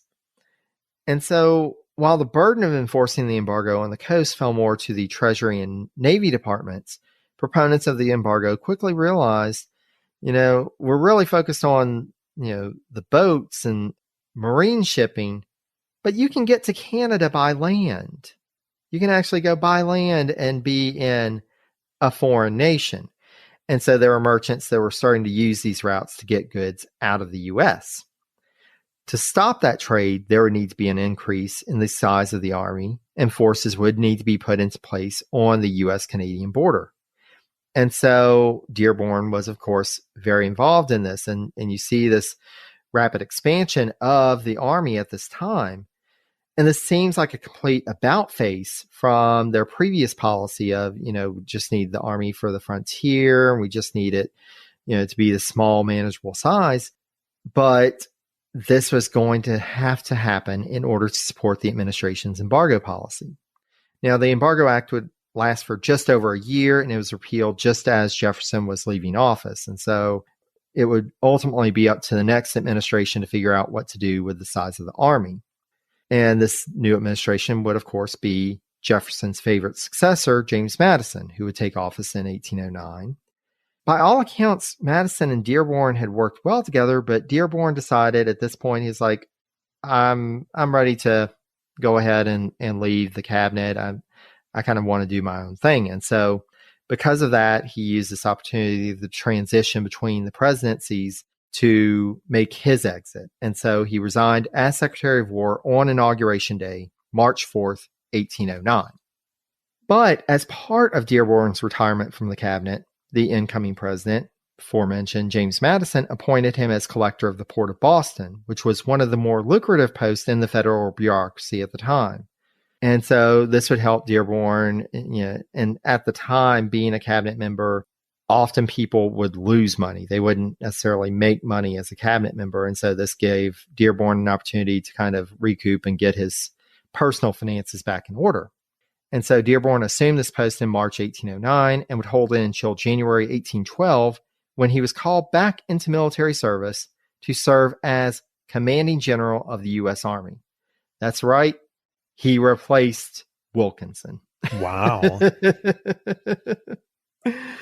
But before we get to this second stint of Army service, we should note that Henry's wife Dorcas passed away in October 1810 at the age of 58. And she was buried in the Forest Hill Cemetery in Jamaica Plains, Massachusetts. Now, shortly before Dearborn was recommissioned into the Army, he suffered a fall and took some time to recover. He was starting to get on up in age at this point. But with the prospect of war with Great Britain growing, he really had to focus in on this new role as commanding general. And so with this new commission, with Dearborn taking over from Wilkinson, Dearborn's focus was really on the Northeast, as he and other prominent Democratic Republicans feared that Federalists in the area would use the ever-growing calls of war with Great Britain as an excuse for the region to secede from the Union. Because the war was highly unpopular in the region, this was one of those times that Federalists were really in power in New England. However, Dearborn's successor as Secretary of War, William Eustis, urged that Dearborn focus on an invasion of Montreal. And so Dearborn kind of resists this for a bit. He really focuses on the coastal defense of New England. But finally, Eustis gets through to him. He's like, Dearborn, just do this. And so he proceeds to Albany, New York to take command of these efforts to invade Canada. Now, Dearborn at this point tried to push for a temporary ceasefire, but Madison, upon hearing the news, countermanded Dearborn's order and instead urged an active offensive push.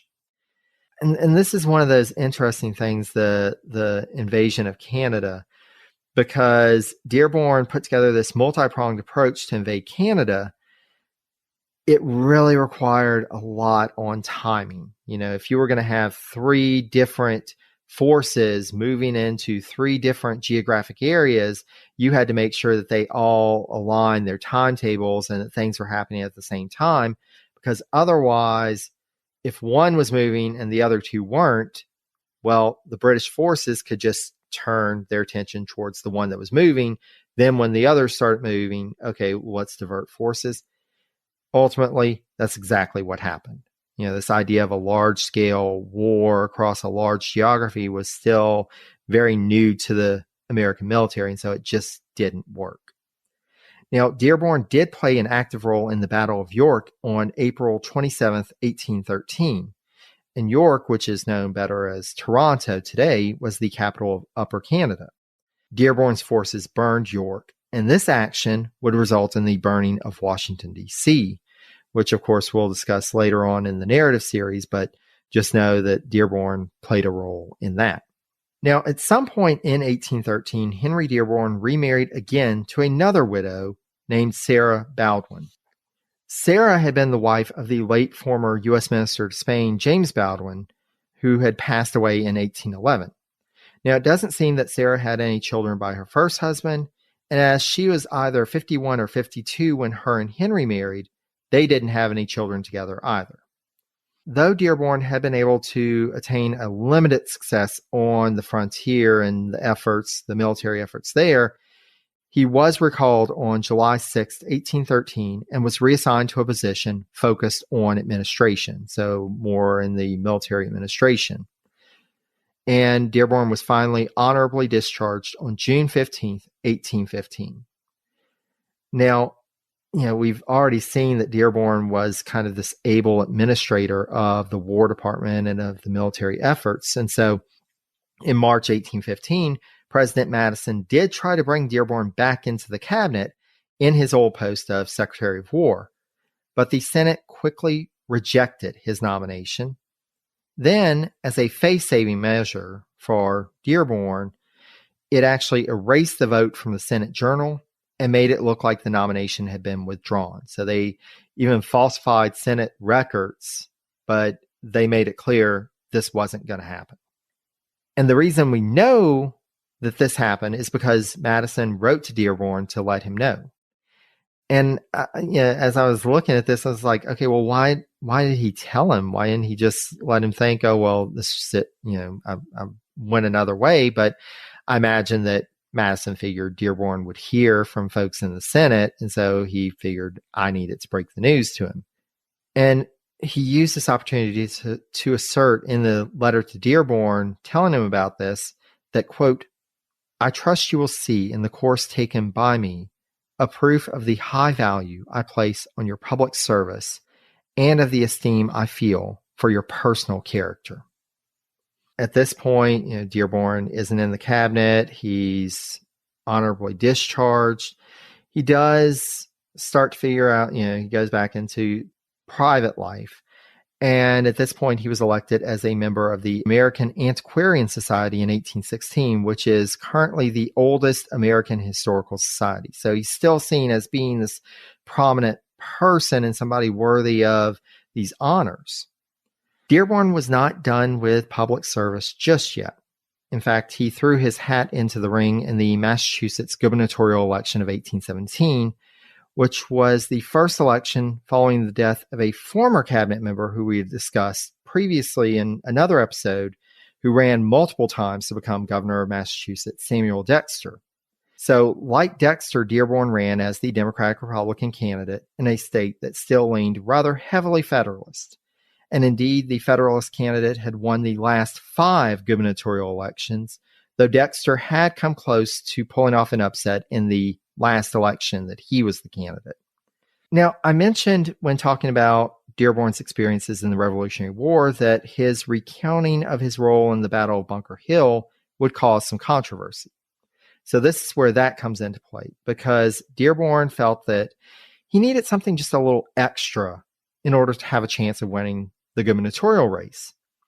And so, as has been done and will be done in politics, in the future, he played up that war hero card.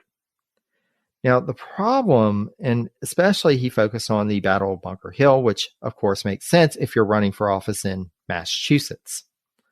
The problem came that in overemphasizing his role in it, he downplayed the role of the commanding general, Israel Putnam. And indeed, he criticized Putnam for not being proactive enough and for providing poor leadership in the battle. This caused an immediate backlash against Dearborn. They were like, this isn't what happened. Israel Putnam is a hero. Why are you attacking him? And so with this backlash, Dearborn ultimately lost the election.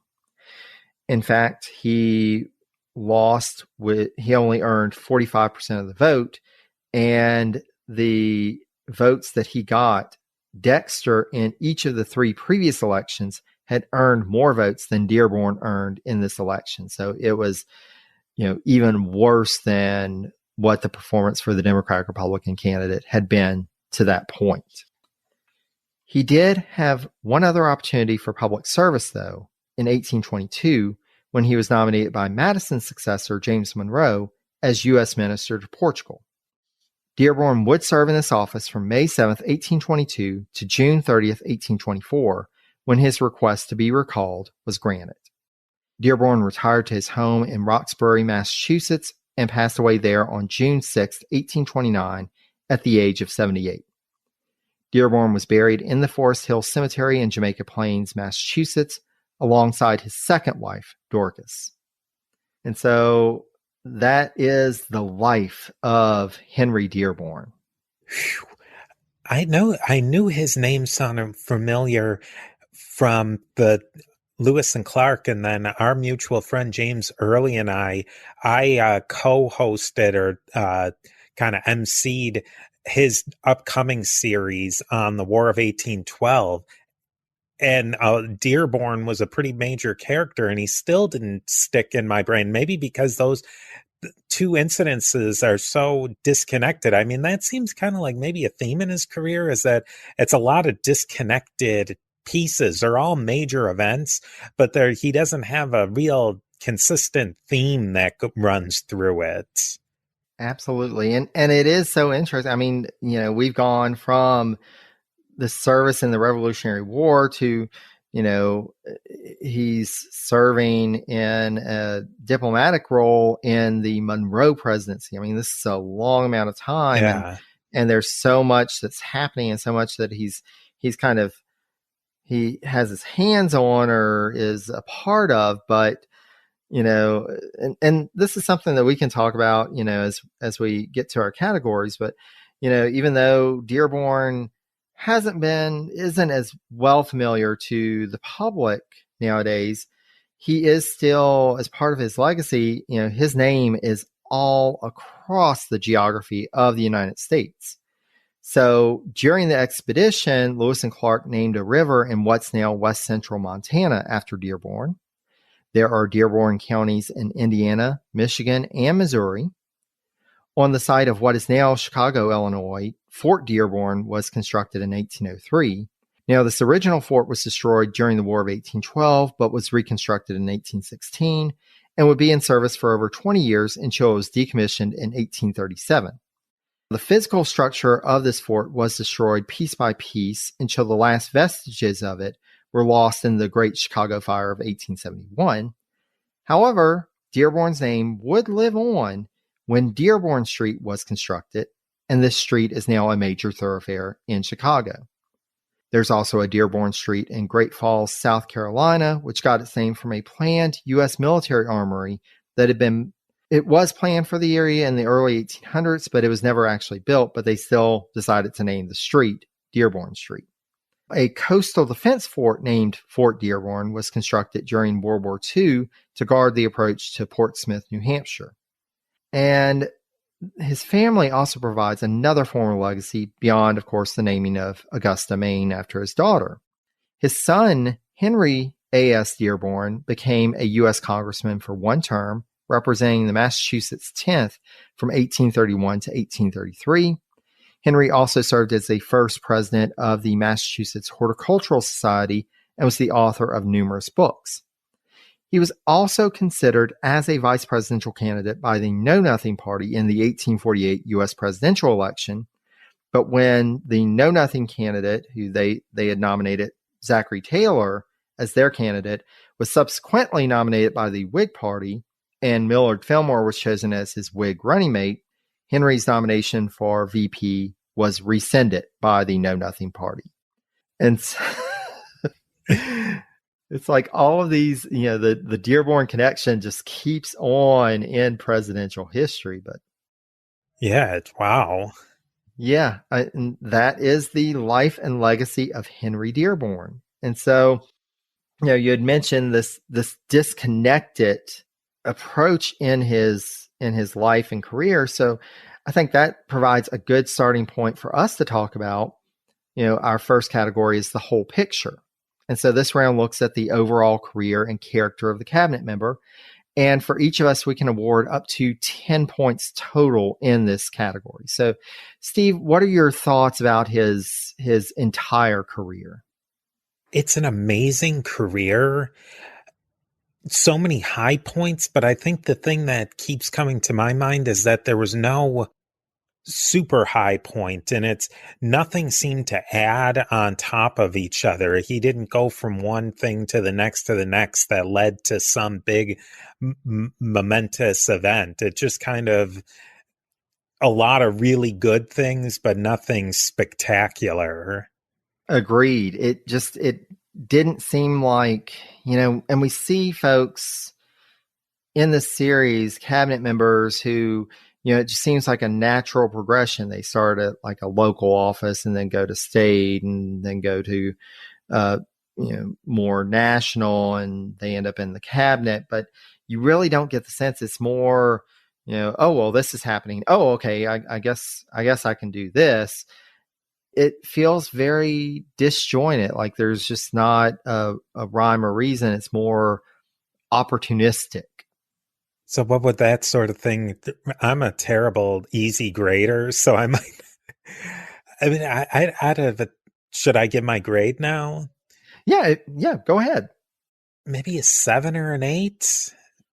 If I had to lock in, I'd love to give a 7.5, but I might lend to, maybe go more towards the 8 just out of the gate. Yeah. So, and I think you're justified, if you want to give him an 8, because ultimately, he did have a lot of success.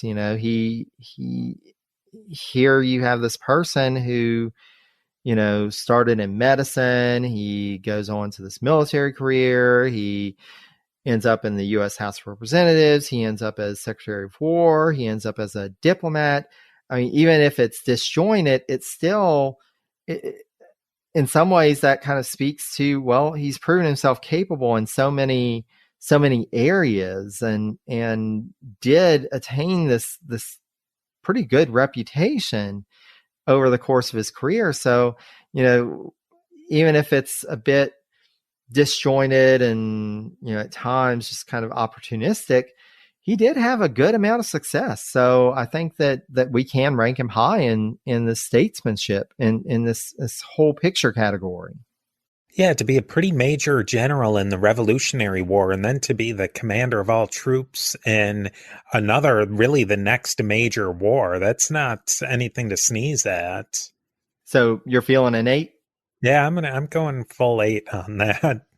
I think I'm going to go with your original. I think I'm going to go with 7.5, but I think that he does have to earn high marks here because it is he really the only place that you see him failing. Of course, his strategy in the War of 1812 didn't work out so well. It was ambitious. It was also something that seems like he was kind of pushed to. Well, you've got to do something, and so we need this grand strategy. So I don't know how much we can blame him for that. The gubernatorial election, of course, didn't work out well. And after serving 2 terms in the House, he was voted out. But he still has most of his career is filled with success. And so I think that we do have to rank him pretty high here. So got you at an 8. I've got me at a 7.5. And that starts him with a 15.5 to begin with. So that's a strong start. So now let's focus in on his time in the cabinet in the go-getter round. Now, this round looks at the impact of the cabinet member during their time in the cabinet. And just like the previous round, we can award up to 10 points maximum each. I'm leaning to something kind of high on that one because he made a lot of impact on and affected a lot of things. And for the most part, they were pretty good. And I mean, I guess it's with a cabinet member, you have to have your own certain point of view, but you also have to put forward what your boss is saying. So I could give him an 8 for that. And I agree. I think an 8 would be good for him just because, first of all, the fact that he got so involved in trying to learn what was happening in the War Department. And again, with somebody else, and we do see instances of cabinet members who try to get too involved and then they're not able to handle everything. But it sounds like Dearborn was able to handle everything. He did have the problem of the supply chain and having this personal issue impeding the work of that. And so, I think we're justified in taking, a point or so off for that. But by and large, he pulled off these major reforms, and he was a part of so many key projects that Jefferson was highly invested in. And it seems like he was very much a part of the schema of what became the Jeffersonian vision and key parts of the Jefferson presidency. And so I really think that he earns these high marks as a cabinet member. He was effective. He was an influential member of the cabinet. And it was his vision in a lot of ways, or what he helped create, what the vision was that would become Jefferson and the Democratic Republican vision. And he did what he said he would do for the most part. Whether we agree with it or, there was definitely some issues there, but saying what you're going to do and then doing it goes a long way. Absolutely. Absolutely. And speaking of those issues, that kind of brings us to our next category, which is the hot seat. And so this round discusses any disgraceful behavior of or actions committed by the cabinet member. And this doesn't have to be during their tenure of office in the cabinet, but I do think that we have some things to discuss with that. And unlike the previous 2 categories, this is where we're going to be taking away points, and we can take away up to 10 points each. He definitely is going to lose some points from his Sullivan campaign. But I think you could probably temper that because it wasn't his command. He was a high-level person there, and I'm sure he did a lot of things, and he would probably had a lot to say on how the tactics and the strategy would go. But that definitely is some ticks. For me, it's kind of hard with this one because you'll have the people, well, the war is heck.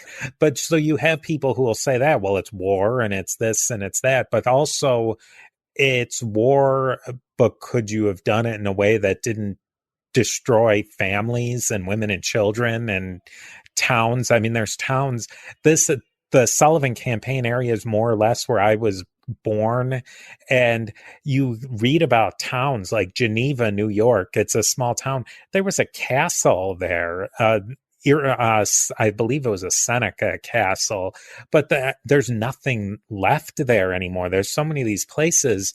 There's a place, Ganondagan, not too far from Rochester, New York. There's nothing there. It was a city of like thousands and thousands of people.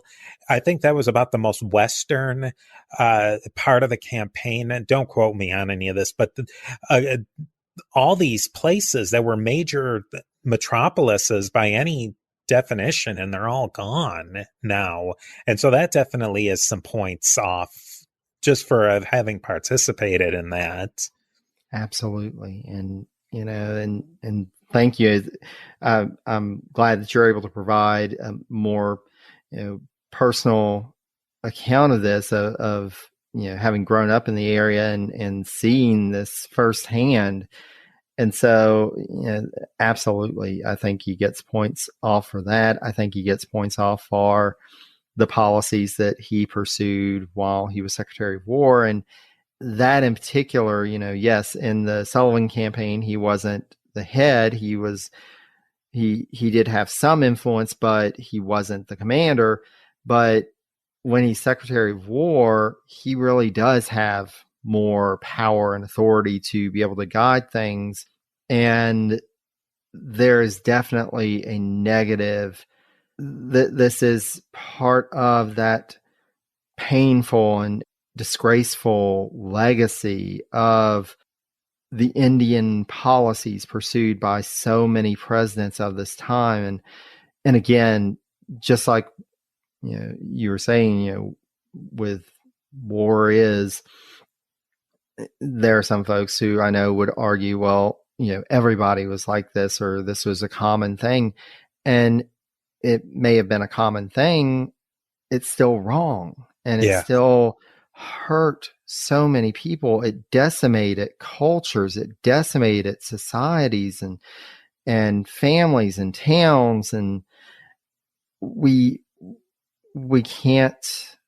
got to say that this was disgraceful behavior and disgraceful policies, and they could have done something different and they didn't. And, he even said, yeah, okay, well, let's see if we can get the Cherokee to remove themselves from their land so that we can claim them and, we can ship them off to the West. Let's work towards that. And that's disgraceful. That's unethical.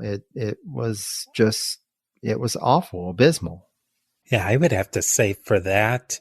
I mean, otherwise, his personal life was pretty normal.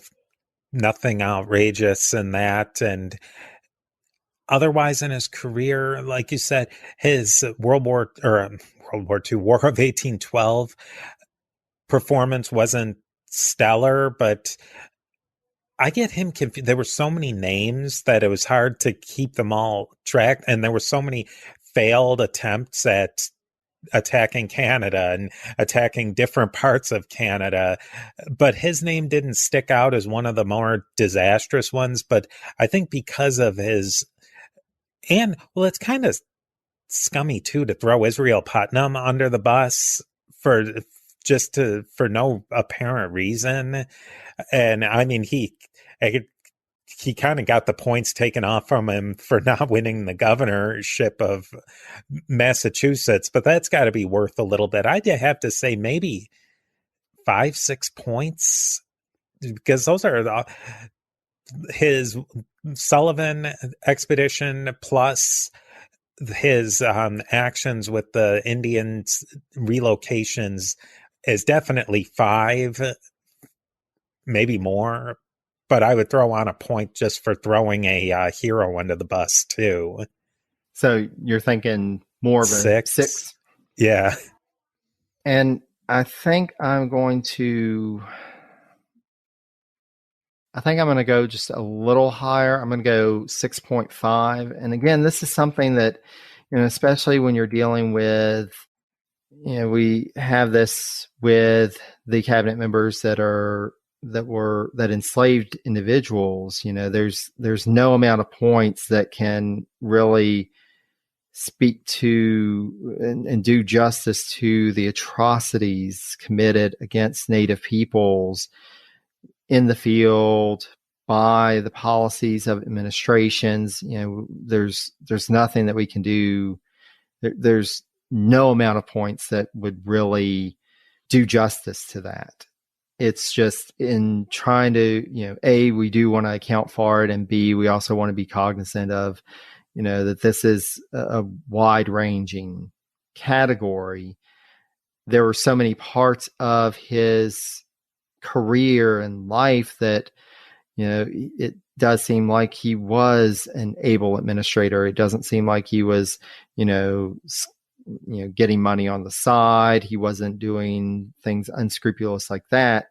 But these were awful policies. This was an awful campaign. And to your point, that Israel Putnam thing, that, why didn't you just run as a war hero? Why do you have to throw somebody else under the bus to make yourself look better? You probably earned that defeat at the polls.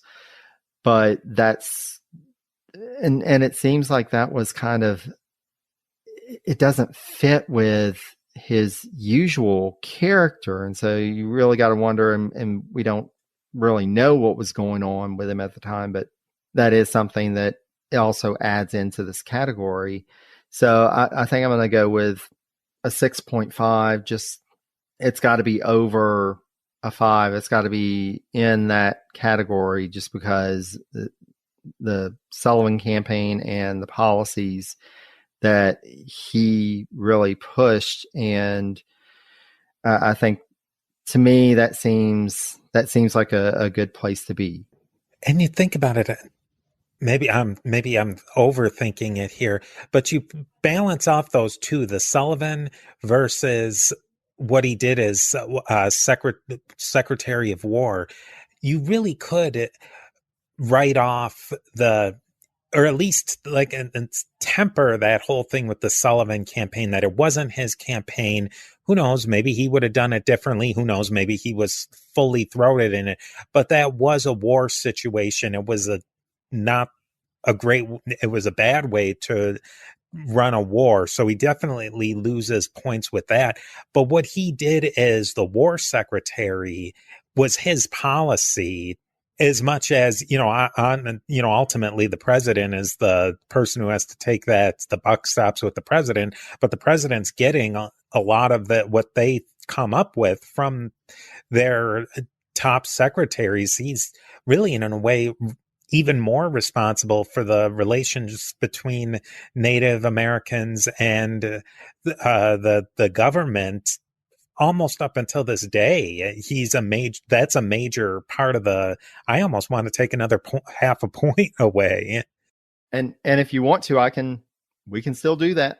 Yeah, let's take I think it's a minus 6.5, just because that's a very critical time. It's before the Trail of Tears, but somebody looking at the Trail of Tears, that wanting to do something like that, they have a precedent that's been laid out on and handed to them. That's definitely on him.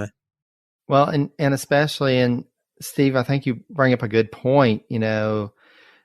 This wasn't a time of war. This was just people trying to live on their lands that, some of them had been forced off of other lands and were living there, but others had been there for generations. They're just trying to live. And here you've got this government that is catering to these land-hungry settlers and willing to do whatever it took to get that land that they wanted. And it didn't matter about the people who were already there. They just wanted the land, and they'll get it one way or another. And so, I think And with that, that brings us to we're removing 13 points, which with his other points, now we're at an 18.5. But I think that we really do, that feels like a good place to be in terms of the hot seat round. And so with that, as I said, he's at 18.5 now, but he's got a chance to pick up a few more points. So first of all, in terms of tenure of office, we do award points for that. And it's the entire time that a cabinet member served in a full-time capacity. And that counts towards points in this round. And so for Dearborn, it is pretty much like shy of a day. It is 8 years, March 5th, 1801 to March 4th, 1809. So he earns 8 more points. And our cabinet members do have a chance to pick up some bonus points. So they can earn a bonus point if the cabinet member served in more than one full-time cabinet position. He doesn't earn this one. He was only Secretary of War. A bonus point can be awarded if the cabinet member served as a full-time cabinet member in more than one presidential administration. He was close, but since he resigned and left office when Jefferson did, he was only in the Jefferson administration. And finally, a cabinet member can earn a bonus point if they become president. Henry Dearborn may have had many opportunities in his life, but that was not one of them. So we end up with a grand total for Henry Dearborn of 26.5. And that brings us to our last question. So, Steve, after all I've shared about Henry Dearborn's life and career and what we've discussed, do you think that this cabinet member is notable enough or impactful enough to earn a seat at the table of the cabinet all-stars? I mean, there's been a lot of all-stars. I think that because he had such a varied career, I think he gets a seat. I mean, just barely. But I think he does. He probably should be remembered, I think, and be put up there because that's a lot of stuff that he had his fingers on that is still impactful to this day. It's not like he was in a one issue guy of something from the early 1800s, and that's that, or a cabinet member who was, really impactful on a program that it ran its course, and now it was a really big deal when they were in there, but now it's like, it hasn't been a thing since our grandparents. I think the things that he's done really have an impact on us today. And I agree with you there, Steve. I really think that, and he is one of those figures that I think needs more study because, we've seen over the course of this that he was very key to what was going on in the Jefferson administration and some of the administration's, key policies and key efforts. And so I think that, and the fact that he worked so closely with the president and kept Jefferson's trust, that happens sometimes, but especially for somebody serving for both of the terms. So he served the entire 8 years and was able to retain Jefferson's trust and retain this key place and have such an impact on this administration and on a presidency that, even nowadays is looked back on as being an impactful one on American history. I think I agree with you that he has earned that seat at the table. I think it's too he's somebody, it's really unique that he was locked in with this one president. He wasn't somebody who served through a lot of different presidents. You see the cabinet members who they were in Republican and Democrat, and they're always there. And that's kind of I think that's a different kind of person. I think somebody who was really connected to this one president, served that one president, had a lot of impact, and then moved on. There's something to say for that. I think that unique kind of take on it makes him special. Absolutely. Although, it would have been interesting if, Madison's nomination of him to return as Secretary of War, if that would have gone through, what would that have looked like for him? Because it really seemed like so much of his tenure, it was really that relationship with Jefferson and that trust. And I don't, even though it seemed like when they were cabinet members, him and Madison got along well, I don't know that would have translated. I don't know that they would have had the same relationship. And so it almost seems better for his legacy that he didn't get another shot as Secretary of War, because he was there at the right time with the right president.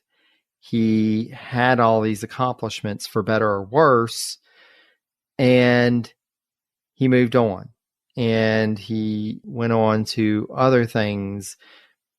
Again, not, for better or worse. He had his successes, he had his setbacks, but that time and that presidency, that just seemed to be the place for Henry Dearborn to make an impact.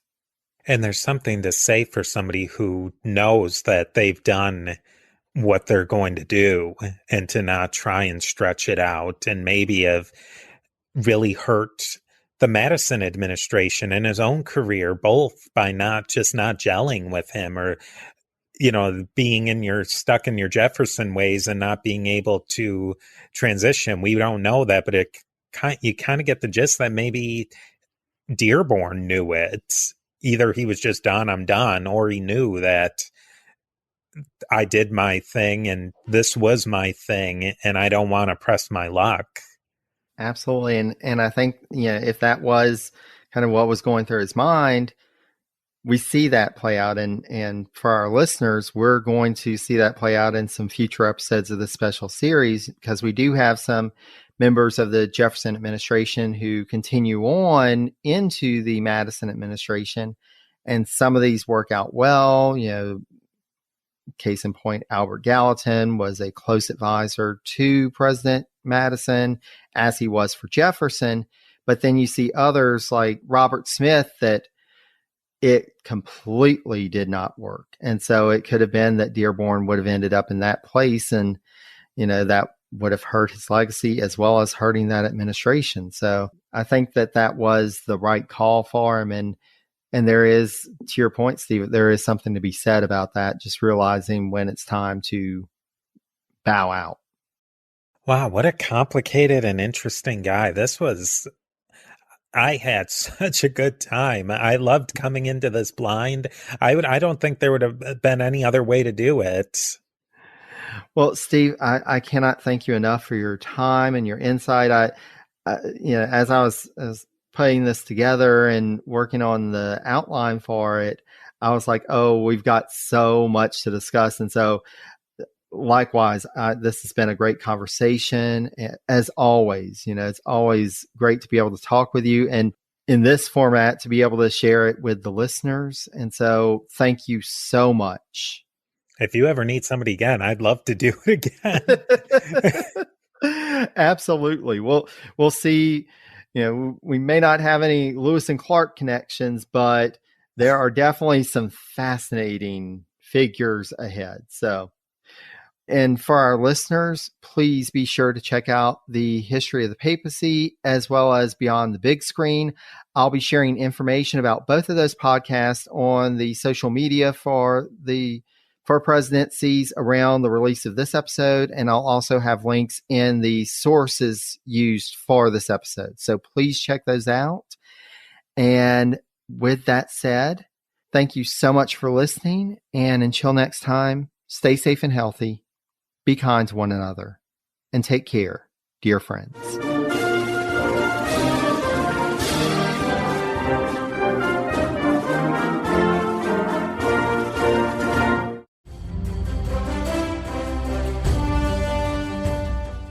This is Peter. And this is Tom. We want to tell you guys a little bit about our podcast. Tom and I met in college, became best friends, and then teachers almost 20 years ago. Sometimes school just does not allow us to elaborate on the topics that we find interesting, like the real shark attacks that inspired the movie Jaws, or the real historical context to Indiana Jones artifacts. Where does cereal come from? Or are zombies real? Does Ben Franklin really deserve to be on a $100 bill? On our podcast, just like in our class, there are no stupid questions. Just two friends having a lighthearted conversation about history, pop culture, and the context of current events. Listen to History Teachers Talking Podcast from Evergreen Network, anywhere you get your podcasts.